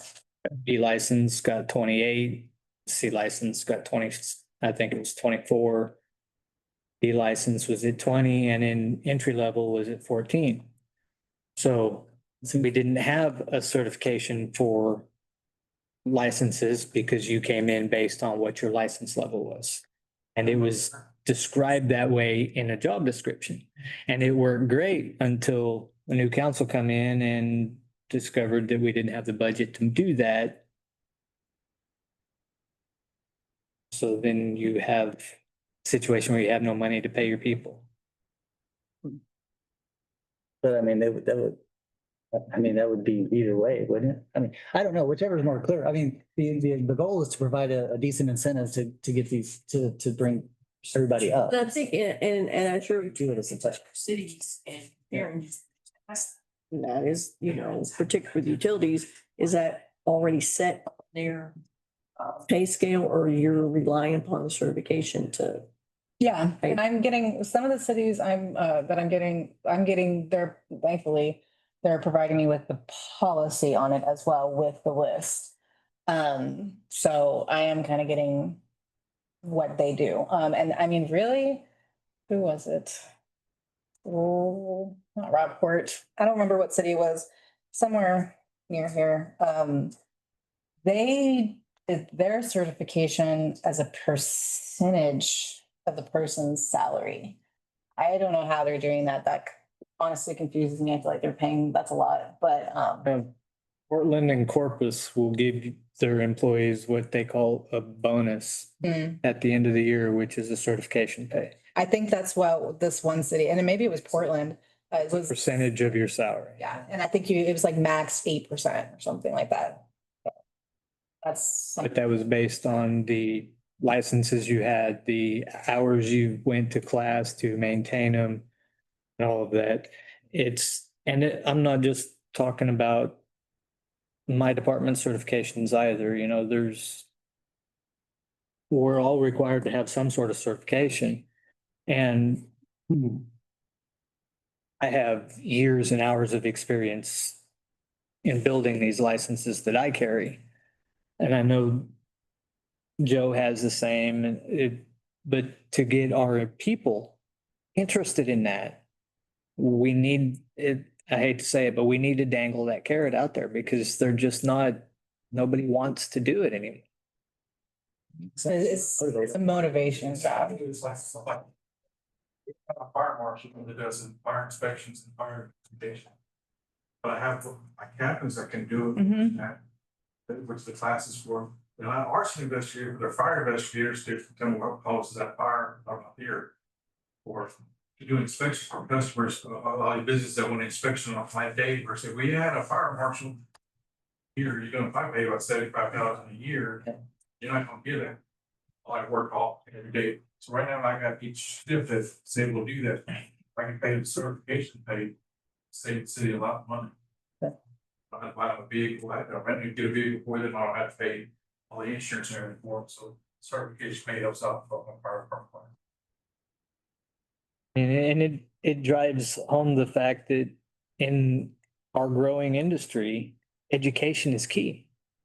I mean, we can't just, it's not like we used to just come to work every day and throw some rock in a hole or put a clamp on a pipe. I mean, the laws and regulations are really cracking down on us. We got to know what we're doing. And don't know about you guys, but I definitely don't want somebody that doesn't know what they're doing messing with my water system. You know, so it's, I think the certification pays are important to what we do. And it shows the people that, hey, we care, we want you to learn, we want you to grow. Yeah. So you have police dispatcher, advance, $125 a month, and then get their commercial driver's license. Mm-hmm. They get $75.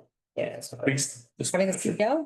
CPL would apply to a dispatcher. Well, it doesn't, it has to apply. So with- It's got their, or they get their. With that, if you, so, and this has happened before, if you say you I have, don't see the verbiage in there saying, hey, it has to apply to your job. well, if you move to, if you're only gonna get it if it's specific, obviously for a dispatcher, they don't need a CDL, so they're not gonna get that certification.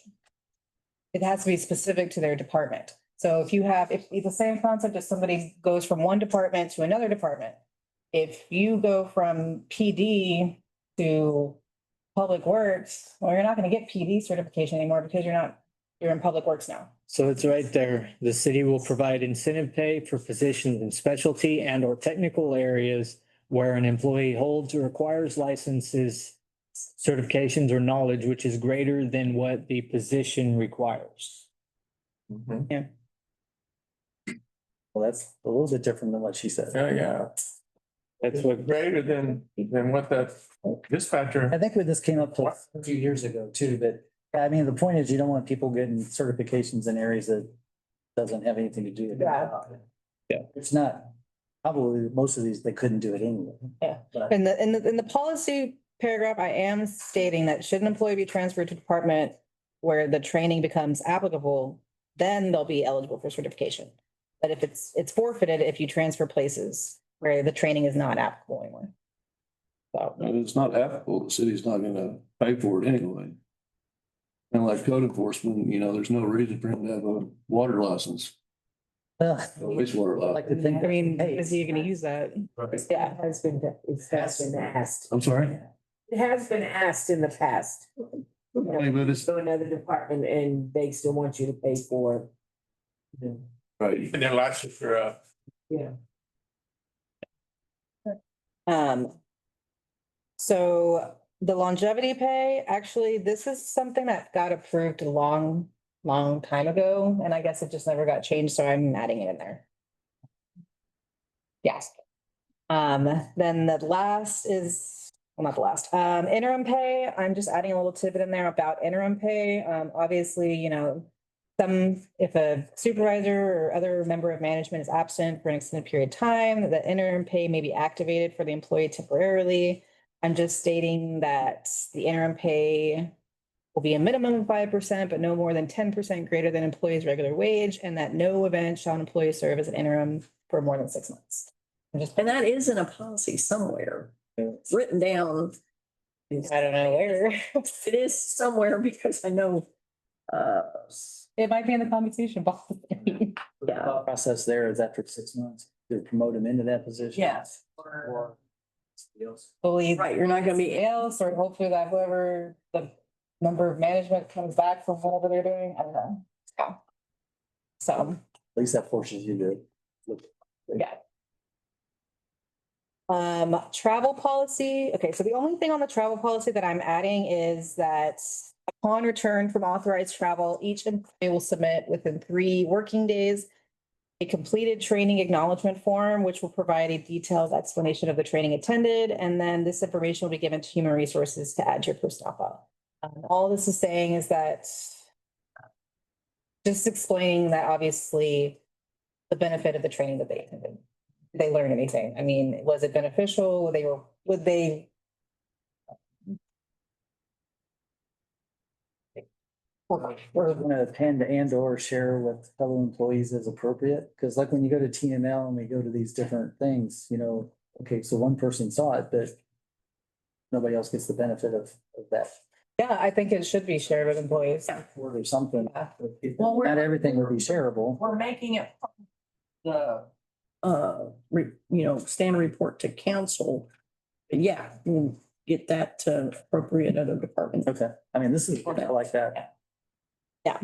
The last one on the travel policy is I'm just stating, this has become kind of a common practice this past couple of years, about car rentals. So, and now that we have an enterprise car rental account, I know that a lot of people are utilizing it, rather than taking their own cars. I'm just kind of. So if people are taking their own car and taking the mileage, or? Yeah, I mean, it's either you take your own car and you get the mileage reimbursement for taking your own car, or you take the car rental, and then in that case, you would, I would say, take, credit card or some city credit card or something for their mileage or something. So if they use their own vehicle on company business and they're in an accident, whose insurance pays? They're personal. That should be drilled in I mean, people should not be using their personal. Yeah, it should, because they, No, I got bit by this too, my first year at car buying. So, I mean, that, If you're in your own vehicle and you're doing city business, then your Yeah. insurance is what's, there was no pleading story. I think that's in here somewhere, actually. I really want to say I've seen that in here, actually. And generally, I mean, when we're renting the vehicle, we'll buy, because it doesn't cost that much to buy their insurance when you rent the vehicle. That way, it doesn't even go against city's insurance if something were to happen. We should have a corporate policy with them that's just automatically included. Yeah, I mean, that's what we've been doing. I don't probably need to that in here, that's Because we would. it's the age requirement, right? So that if they're a 21-year-old employee will still be able to rent it. I mean, we should have a corporate policy with them that explains all that stuff. What I was saying is that when we rent a vehicle, we also purchase their insurance. So Yes. Yeah, so then it would be enterprises insurance would make that part of the policy. Yeah. Yeah, and it's a government account, so I mean, we're getting government rate. But it's unlimited miles, there's no age requirement as long as you're an employee, right? All that. I think the only requirement is you have to provide, whoever's driving has to provide their license. So, yeah. I don't think there's any sort of age requirement. As long as you have your license. Yeah, pretty sure. I can check on that. I think the age requirements went out a long time ago. So if you're doing a personal rental. Like if my daughter wants to rent a car, she has to pay, I don't know, it's. Like extra because she's a Good son extra. Yeah. Because she's underage. underage. And also this is personal, your spouse is allowed to drive the car, but nobody else can unless you provide the other. Have to pay for an additional driver, so, yeah. I've not rented a car in I rented a car every long time, so. When you rent it for a corporate, because it's just all, it's. Yeah. I mean, The insurance should be covered under the corporate, but we shouldn't have to include it. I think it's already included. I don't think we're paying anything additional on that. I think it's just automatically included in there. Yeah. I think for departments like mine, we just take one of our vehicles. Well, and that's in this policy too. In this policy, it's either in this employee policy or it might be in the purchasing policy. It does state that whenever possible to use a city vehicle. Okay. Not to use your personal. So like if you have access to a city vehicle, you should use the city vehicle, not your personal. Really, I mean, that's the best practice. And especially we've got all brand new vehicles Yes. citywide. Then there's no mileage No reimbursement. reason unless it's for one of you up here to rent a car. I mean, really, the most economical would be to use the city vehicle because there's no extra cost. So. Okay, so the timekeeping policy, I'm just adding a little blurb in there that says that continuous or habitual manual edits on the time clock system are subject to disciplinary action, including termination. I don't know why I didn't include this to begin with, but That's an example of a manual edit. Because at the plant, if you falsify your timesheet, you're fired. I mean, there's just no ifs and or buts. So manual edit, and the system is set up this way. So the system is set up that if you do a manual edit, which is essentially you're adding to your timesheet or removing your, really more adding or editing anything on your timesheet. after you've already turned it in. After you've already clocked in or clocked out or whatever, and then you go and edit it, or maybe you forgot to clock out and then you go and edit your time or do some weird stuff. Then you have to create a note for it. That's the way it's set up. But I guess when you're doing it that kind of defeats the purpose of the time clock if you're continuously manually editing your time, because you should just clock in and clock out, clock in and clock out, clock in and clock out. You shouldn't be editing your time all the time. That's an example of an edit. So I'm gonna say, okay, somebody clocks in at 8 o'clock in the morning. Okay, let's just say they forget to clock out. Okay. Okay, they come in the next day and they realize, oh, I forgot to clock out. So they have to clock out before they can clock in. That's the way the system is. So then it shows on their timesheet that they were working for like 30 hours, or I don't know, because however many hours, I don't know how many days have lapsed since they forgot to clock out. So they have to, after they finally clock out and then they clock back in, then they have to go edit that time slot where they forgot to clock out. But I mean, people who are continuously forgetting to clock out my opinion, I don't know, it's just my opinion. I feel like there should be some sort of repercussion because, I mean, how many times are you gonna forget to clock out? A lot if you're not used to clocking in and out. We've had it for like a couple of years. The, Are you? we're weeding out the habitual offenders. It's habitual. I mean, obviously. Some of it is not so simple as I forgot to clock out. It's, Like leaving early and didn't clock out and coming back. I think that's some of it. And then in other situations, we have this lovely app on our phone Hmm. that is geofenced our time clock. So you have to be at one of the geofence areas to clock in or out, say Public Works, City Hall, Fire Department, Police Department, one of those areas. You can't clock in or out anywhere else. Sometimes, for whatever reason, location doesn't always work on the iPhones. It's all phones. It's. But if the location doesn't work, then it won't clock out. It will not let you clock out if you're outside of the zone. So, but the thing with the app is if your phone does not recognize your location like instantaneously, it'll say you're not. You have to keep doing it until your phone finally recognizes your location and then it'll clock you in. But I just don't think that's a great excuse because there's the other ways of clocking in and clocking out. Yeah, well, in some of my people's defense, not everybody has a key to the Public Works building. So if they're out after hours, they can't go unlock the building to go in and clock out. That's by design because we have documentation and other valuable stuff in the building that has to be supervised. However, this same system does have the ability, if you come in and if it pops up when you go to clock in, missed clock out, if you hit that, it gives you the opportunity to change everything right. It won't let you clock in unless you, I mean, that's right, That's what he's trying to say. He's trying to say that it'll give you the option to edit your time right then and there, which would then, it would alleviate the whole manual.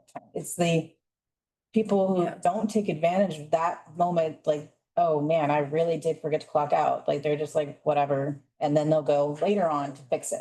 Well, how are you gonna remember later on what time you left? Like 7 days later?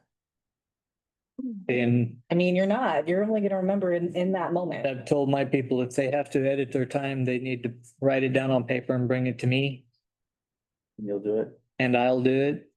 That way, at least there's department head signature on it in a note saying, hey, this is what they did. Those department head, do you have to approve everybody's, Yes. Yes. each pay period? Yes. They approve it every day and then you approve it. Yes. All this sentence really is doing is as a CYA for us. Okay. In case the department is having an issue with an employee who's doing this. Yeah, but these are actual mistakes or these aren't fraud or anything like that, is what you're saying. Well, because there's nothing in here saying that we can even discipline them for doing something like that. Well, see, I went through hell when we put this in place because so many people didn't want a time clock. They liked They like writing their time on paper. just writing down on paper that, hey, I was here for 8 hours and prove it, you know. I pushed for a time clock since I got here because bookkeeping. And I think generally, we don't have that many problems. Don't have that many. And honestly, I think that since we've gotten this, I think there have been maybe two employees, and one of them I don't think is even an employee anymore, that have abused it. So, but this, in my opinion, just needs to be in here in case. The best part about the whole time clock is I don't have to field any more complaints. Well, they didn't pay me everything I was due. Well, you approved your, yeah. Approved your time, so that's what you get paid. So last page, last thing I'm adding is the return of city property and equipment. All this is stating is that when you are terminated, whatever the case from separated, any city property that has been issued must be returned before you leave city property. And if you fail to do so, we can deduct it from your final check. It's stated in the uniforms policy as well, but that's specific to just uniforms. I'm stating any Meetings agenda. fees, badges, equipment, anything. No, we're not, We want to say separated. bring all this back once we So that it covers. finish the last thing. whole thing, yeah. One. Yeah, we still got the last 3 chapters, including the safe. So then after these chapters, my goal is, obviously, I know budget's coming up, so I won't touch this for a little bit. Okay. So maybe October, have another the last workshop on this, and then adopt January 1st. Like new, Everything together. putting everything together, have an actual Do everything. agenda. So send it out, notice review in advance. Yeah, because That's all good. I'm glad you're. I'll be glad when it's done. It's Pretty thorough. these policies. Thank you. Thank you. Thank you. Okay. Have a supplemental agenda. Shouldn't take too long. Discuss chapter 8. Ordinance, amusements and entertainment. Article 2, amusement machines, section 8 to 22, location and number of machines allowed within the city limit. Darren. Mayor, council, recently I had an application for a certificate of occupancy for, basically a gaming, business over at, HEB, strip mall. At Calvin Plaza. Our ordinance, it states, that you're not allowed to have more than 6 amusement redemption machines or random generator machines at any location for profit. But it doesn't specify anything about nonprofit. Well, this business, they're calling themselves Invest Guiding and Empowering Communities Corporation. And I have a copy of it's a 501(c)(6). And they have 80 machines in there. And he was telling me, I found this out this last Thursday, but what he was planning on doing was any profit that is made, he was wanting to donate to the police and fire departments. I had reservations about it. I didn't know the legality of it. I visited with Anne Marie about it. And initially, she pretty much said to just do away with, not allow any minors at all in town. It's a struggle.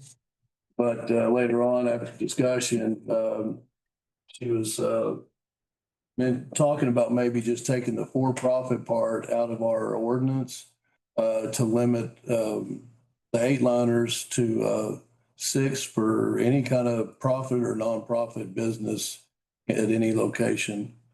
I was hoping for some council guidance on and get your thoughts on these 8-liners. I did visit with the police chief about this, and it's kind of his comments were that he hasn't received any calls or anything as far as any disturbances at the current locations. Because one of the things that the gentleman here had brought up, because I was talking to him, that I was waiting for an opinion from our city attorney. He said, well, what about the one over on the highway that's operating right now? And I didn't know it until now, but he claims that there's 68-liners in that place. And as far as I know, they're for profit. So that was the first I heard of it. So I haven't been able to address it yet. I think what Colin was saying, if I understood right, that how they were getting away with that is they said it wasn't for amusement redemption, but for skill redemption. Yeah, that's how they get by with it. Somehow it's legal with the state is because it's a skill game and not. What, I mean, I don't even. I don't understand. It's like slot machines, basically. So it's called a 68-liner? What? 8-liner? 8-liner. 60 each 8-liners Yeah, they have 60 over at Aces. instead of 6. Yeah. Okay. And then, they're supposed to be limited to 6. And this one, it's like I said, they're wanting to do it's nonprofit, claiming to be nonprofit, and they have 80. So before this got out of hand and other ones started coming in too, I just thought that it'd be good to get the council's thoughts. Yeah, is this something we're worried about? When, or just I can tell you from a legal perspective. So from a legal perspective, lotteries have the term is used, lotteries it's been unconstitutional here in Texas, going back very far. 8-liner specifically pretty much falls within that definition of lotteries, and is prohibited under the penal code. There is a what do they call it? The fuzzy animal exemption. But basically what an 8-liner is it's like a slot machine. You either pull something or you push a button. You have these rotating dials, and it randomly lands on different things. And if it matches, you win. The skill that's coming up, so this is the new direction where these people are going. The skill part of it is that these 8-liner companies are now coming out with devices that periodically during the playing of these games, you have to touch a piece of the machine, and that's the skill. Which Machine? yeah, you have to, it'll say rotate the dial once, and you rotate the dial once, it all matches up now, you win. That's the skill part of it. That is not, in my opinion, that's not going to fly. It's still illegal. It's not a skill machine. It's still a chance machine. Yep. It's all luck. And so the city of Fort Worth actually is engaged in a large legal battle about eight liners and whether or not they could be regulated, or I'll say regulated by city ordinance. And they took up a case to the Texas Supreme Court that was done in 2020, and then it went back down to the appellate courts. And they finally not finally but they won in 2022. And basically what it said was that eight liners are unconstitutional. They are a lottery. And so The thing is a six liner? I don't know. I've never heard of a six liner. No. Okay. Yeah. So That the eight liners are a game of chance. They're prohibited, and that you can completely ban them. I talked to Anne Marie. A feasible solution would be, if you wanted to regulate them instead of prohibiting them, as you could just take out from section 8-22 for a profit, so that it reads, within each place of business in which machines regulated under the section are operated, the machines will be so situated that they will be in full open public view, et cetera, et cetera. So it's not limited to a for-profit. Now, I can say legally, from a legal perspective, it doesn't matter if the company that's operating them is for-profit or not for-profit. The problem arises because the ordinance has the word for profit. How can we regulate something that's constitutional? Well, that was addressed in the Fort Worth case. There are instances where I guess there are devices that are regulated under the occupations code. But eight liners do not fall within that. So if you look at the ordinance, it actually doesn't use the phrase eight liners. It uses the phrase Amusement redemption machine, because that's what they. Random generator. Yeah, we use the word eight liners because that's a specific type of amusement machine, but it covers more than just eight liners. Yeah, but okay, so what you mentioned about the fuzzy animal deal, you can win up to 10 times the amount that you bet, or $5, but no greater than that. No greater, but I'm sorry, the lesser of the two. Yeah, the lesser. Cash? Or how do you get paid? They do coupons, they do Tickets? fuzzy animals. You get prizes, you'll get tickets, and then you kind of like Chuck E. Cheese, you'll sit there and you play, and you get a bunch of tickets, and then you get something like that. The reward has to be non-cash. Right. In order to qualify under the fuzzy animals. Okay. And that's how they try to maneuver through the law, but they're still illegal. Do you have a comment on this? I know years back, we hit the slow landing. This was when I first started. I remember it front and did a lot of the seasoning of the A-liner. And EA's office actually did everything back to them, including the money that was handed out. I think it's just kind of a matter on what the DA's office say as far as the criminal aspect. Yeah, sure. It's going to be up to the DA's office. I know that I worked previously. I worked as an assistant county attorney, and we orchestrated an event where the sheriff's department took out 8 different businesses at the same time, all having 8 liners, and it just depends on how far it goes. Because if the DA doesn't prosecute it, then you're just kind of interrupting their services. Are these denizens of drug use and stuff like that? Or is there a downside to these locations? They are generally associated with, generally associated with individuals that are involved in drug activity, other illegal, illicit activities. Right. And a lot of these locations say they do the fuzzy or whatever it's called, but they do not. Yeah, it's rare that. Cash. Yeah. So these places we have here now, are they legal or not legal? That's the question. Under this opinion issued, I would say that they are illegal. If they're fuzzy animal. Right, as long as they're not meeting any of the exceptions, which I doubt they are, but, So they have to get permits and stuff? Yeah, they're supposed to, any money, it's just like any other place of business. They have to pay their state taxes. The city, we have in our ordinance to where they have to register each machine. They have to pay, I think it's $20 or $25 per year per machine. And we have to go in and inspect them each year and look, and we put a little, a tamper sticker on it.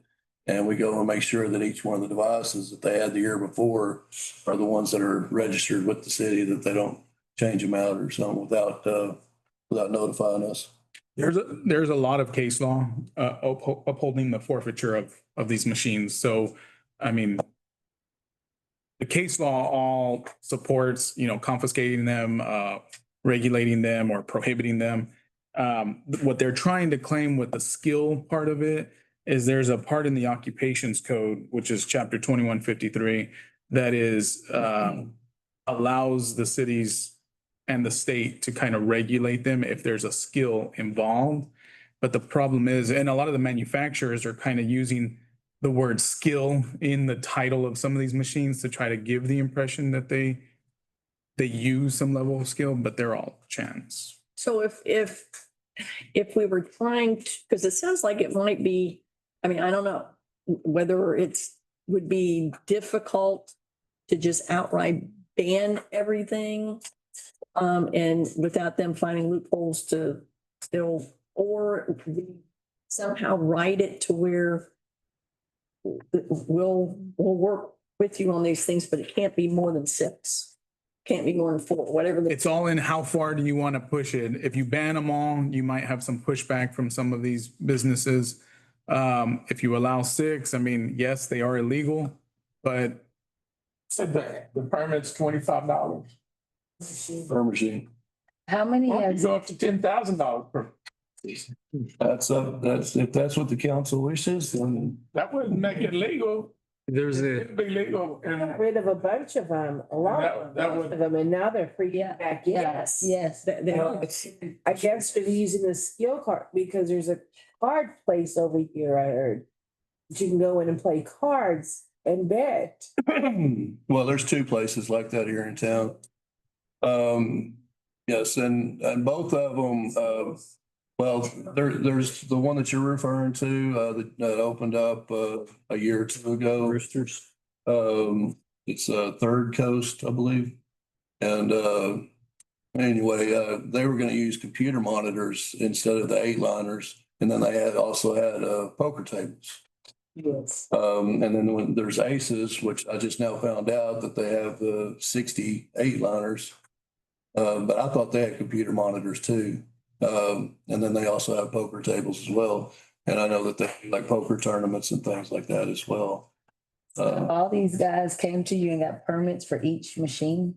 All these? I have a list of all the machines, yes, ma'am, and then their numbers. He was trying to do everything in accordance with That's the new one. the new one. No, I'm talking about the existing. No, the existing hasn't done anything. Yeah. I just found out about that one.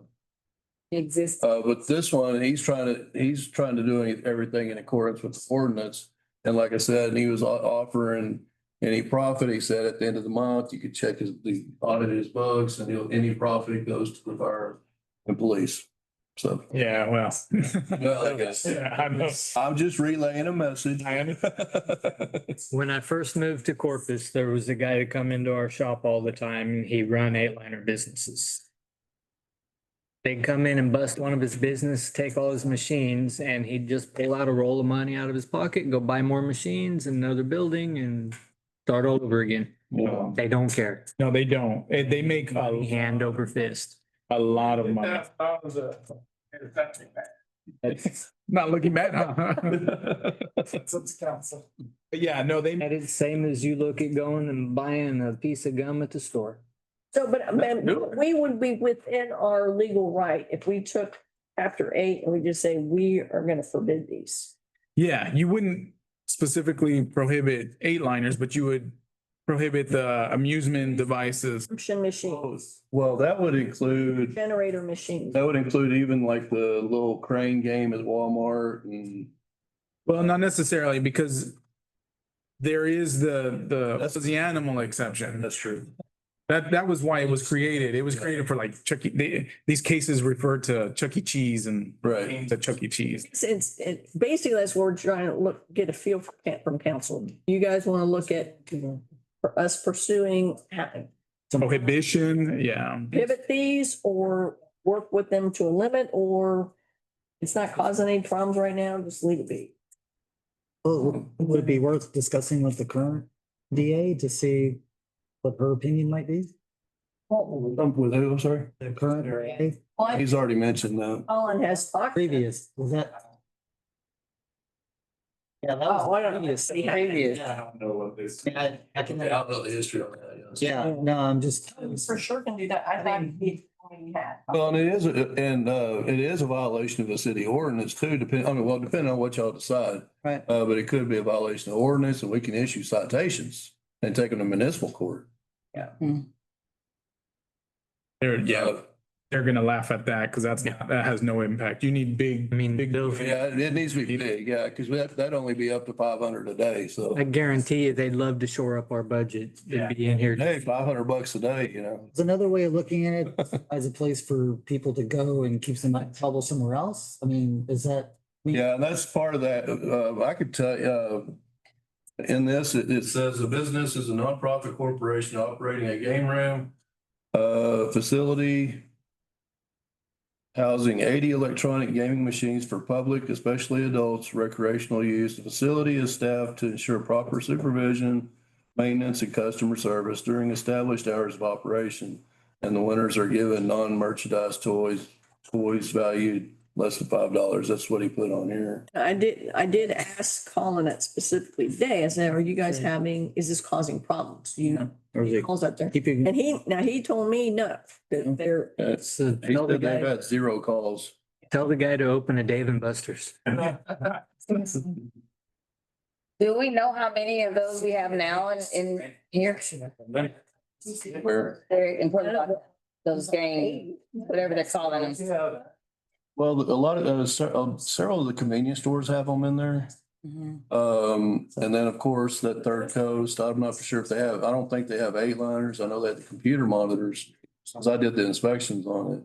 where at? The Aces, whatever they have. I'm not familiar with any other establishments here in town. Well, why do we say 6, 8, or, I mean, where's that number? I have no idea. That's just what was in the ordinance. Lots.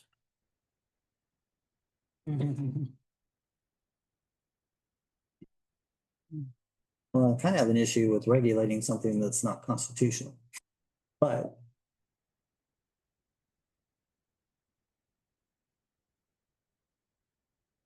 How much of a battle you want, because these places, they have money, they're well funded. And regardless, even if you prohibit them, I know of cities that prohibit them and they still pop up.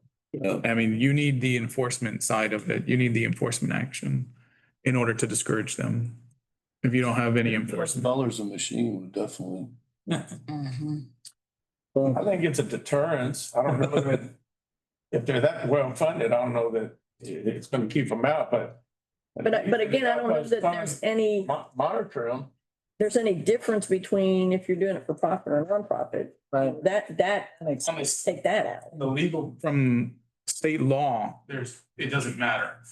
The only reason why it matters is because in the city ordinance, it has the word for profit. Right. Yeah, and he had mentioned to me that he has them in a couple of other cities, and I asked him which cities. He wouldn't tell me, but he said that, but those are for profit. He did specifically say they were for profit. again, Yeah, but this was nonprofit. Oh, yeah. Yeah. what's the difference between 6 and 60? I mean, if this other one has 60, I guess too many people. And I don't know why we have it for profit. Is there a nonprofit that were they expecting? Was the council at the time expecting nonprofit to have 80? I don't know. What bingo's? Well, bingo, what, There's a special rule for, nonprofits for bingos and raffles, you know? Columbus have a pretty strong lobby. Yeah, they got the exception, yeah. So what the recommendation then is to just take out for profit? well, I didn't have I was one, council's insight on it. If y'all feel like there's a concern, we can, change the wording. If there's not a concern, we can just, Well, you're gonna have two, about it. with this guy, we're gonna have two issues. If we change for profit, take that out, and he's got 60 or 58 or however many machines he has, and we're only gonna say 6. I mean, we have an, That's what I mean. We'd have to take out the 6 and all and just, we just have to regulate them by, registration. Well, and that might be, that's it. honestly, that might be a smart thing, just change the registration fee or whatever fee they gotta pay. Yeah, it's, But it ain't gonna matter if you don't know how many we have in town. But we have to do annual inspections. oh, get them. Really good inspections on what you know, right? We could, I mean, we can do them more on a more regular basis. That money could be used to fund somebody to act, 6 machines is $60,000. Somebody could go from casino to casino, looking at machines every day, and that would be their salary. That's 6 machines, 60 grand. We're. Yeah, and we're supposed to be collecting, taxes off of it as well. The city is supposed to collect taxes off it? That would be, if we had somebody doing that, don't tell them how much money we. So, I mean, Like, yeah, Taxes. How much is it in taxes? A quarter or something? What quarter, what, you know how much it is? Remember? 0.5. 0.5. That's a game tax or something? What kind of tax is that? Not sales tax. It's not a sales tax, it's a game. Occupational tax. Be patient. Yes, sir. Sounds like you're saying they're illegal to operate, but there's so many loopholes, they get in anyway. It's not that there are loopholes, it's just that for them, there is a financial gain in doing it, even though it is illegal. Because cities have limited resources, counties have limited resources, they can pop up. They operate for several years, and if they get busted, they close it. Maybe they close it. Sometimes they close it, sometimes they don't. If they close it, they go somewhere else. They don't close it, they just replenish their machines and they start doing it again. Because there's no regular enforcement. It's not like officers are out there, running radar and getting speeders. But when do they determine to shut it down? I mean, one can be there 2 years, the other one can be there 5 years, what? Knowledge of How do they make location. that decision that, when to go in and shut them down? That's law enforcement decision, that's a DA decision. They had one there recently in LaSalle, I think it went up to $250,000. But that went on for a year before they even moved in, and then Jackson County went in and shut them down and took all their money. Yeah, Why are they doing that? you have to hit them where it hurts, which is in the money, with the money side. Yeah, well, they've been doing it for a year. Why wait so long? Try to be, Well, do it, yeah, I was gonna say, to be fair, a lot of it is the investigation part. You have to prove that it's a chance, it's a game of chance. You have to prove that it's one of these amusement devices.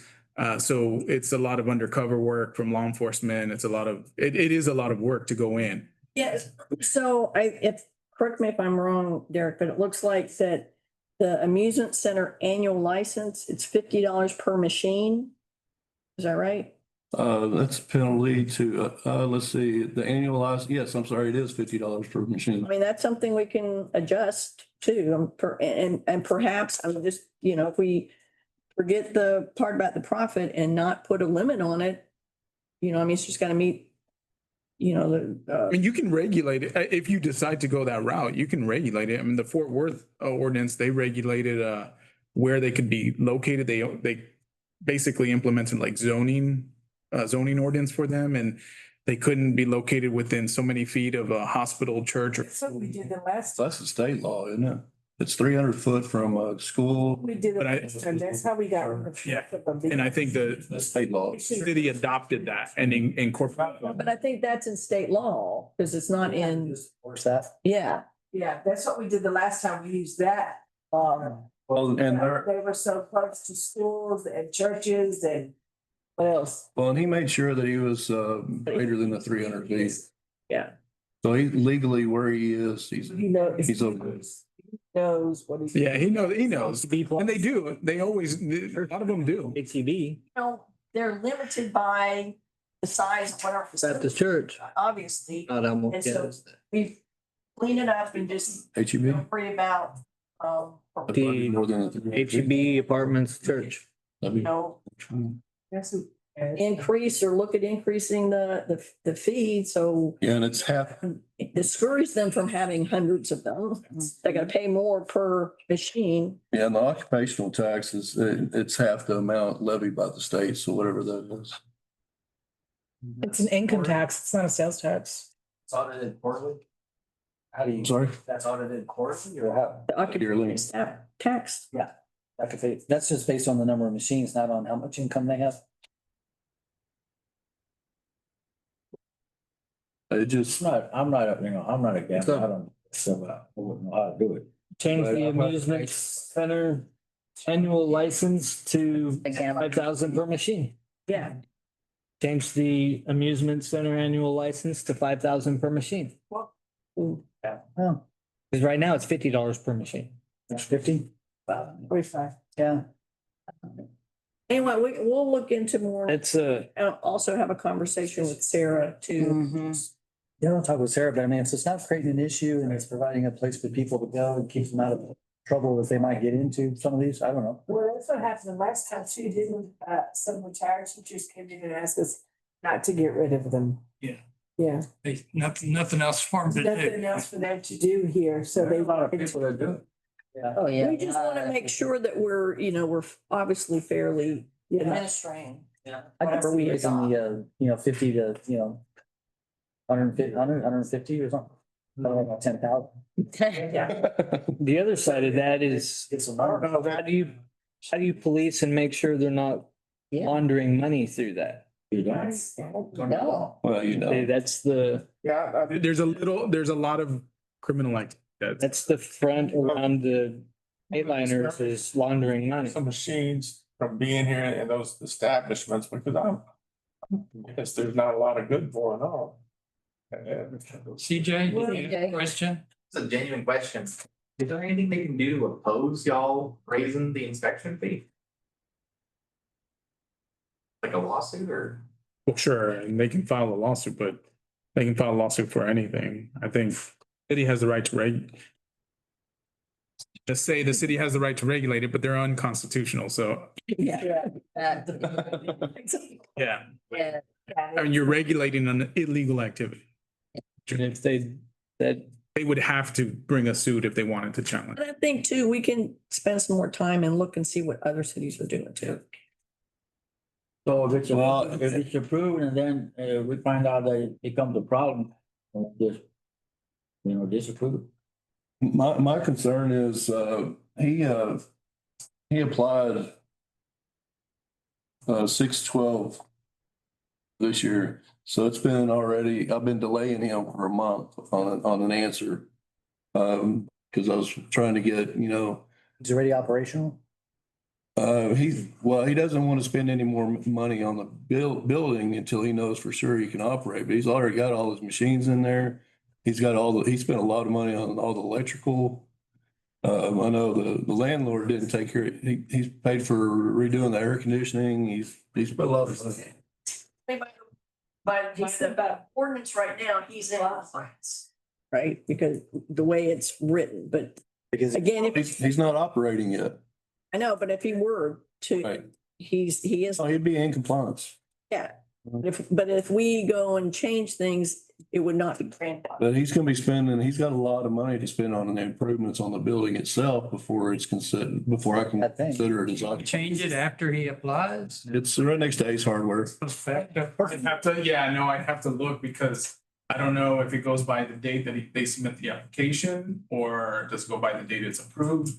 I need to look to see if it would be a non-conforming use or not. You can apply it to that person. He's already submitted the application, so if we change the ordinance now, is it gonna apply to him?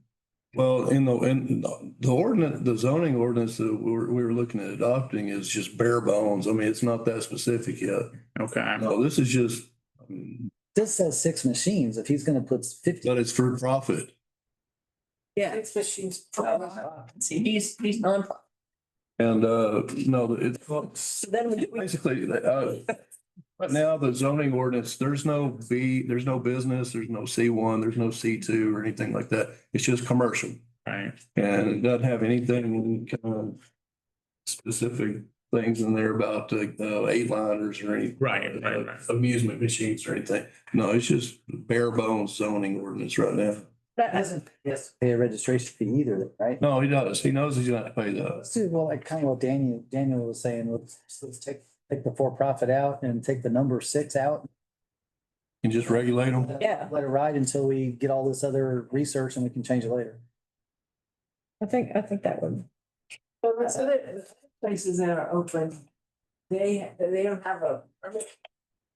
They're gonna have to register the machine. Like I said, I did not know that, that one. They're legal to begin with, but they're illegal now. Not, they haven't done any. No, Yeah, but no, I didn't even know about him. we changed the ordinance and the one that has 60 and he's for-profit, we should go in and get the the They're 50. gonna make them register. Yeah. Every pool table in town, every jukebox, whatever, anything that's coin operated has to register. Really? Yeah, so 10,000 might be a little steep for a pool table. Yeah.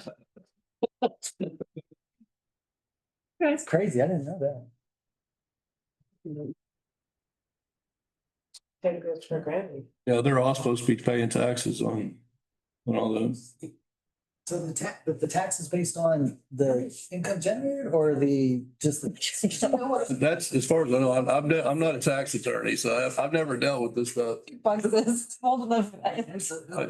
It's supposed to be the amount that they take out of the machine and they pay a certain amount and a certain amount to. I think So is that correct?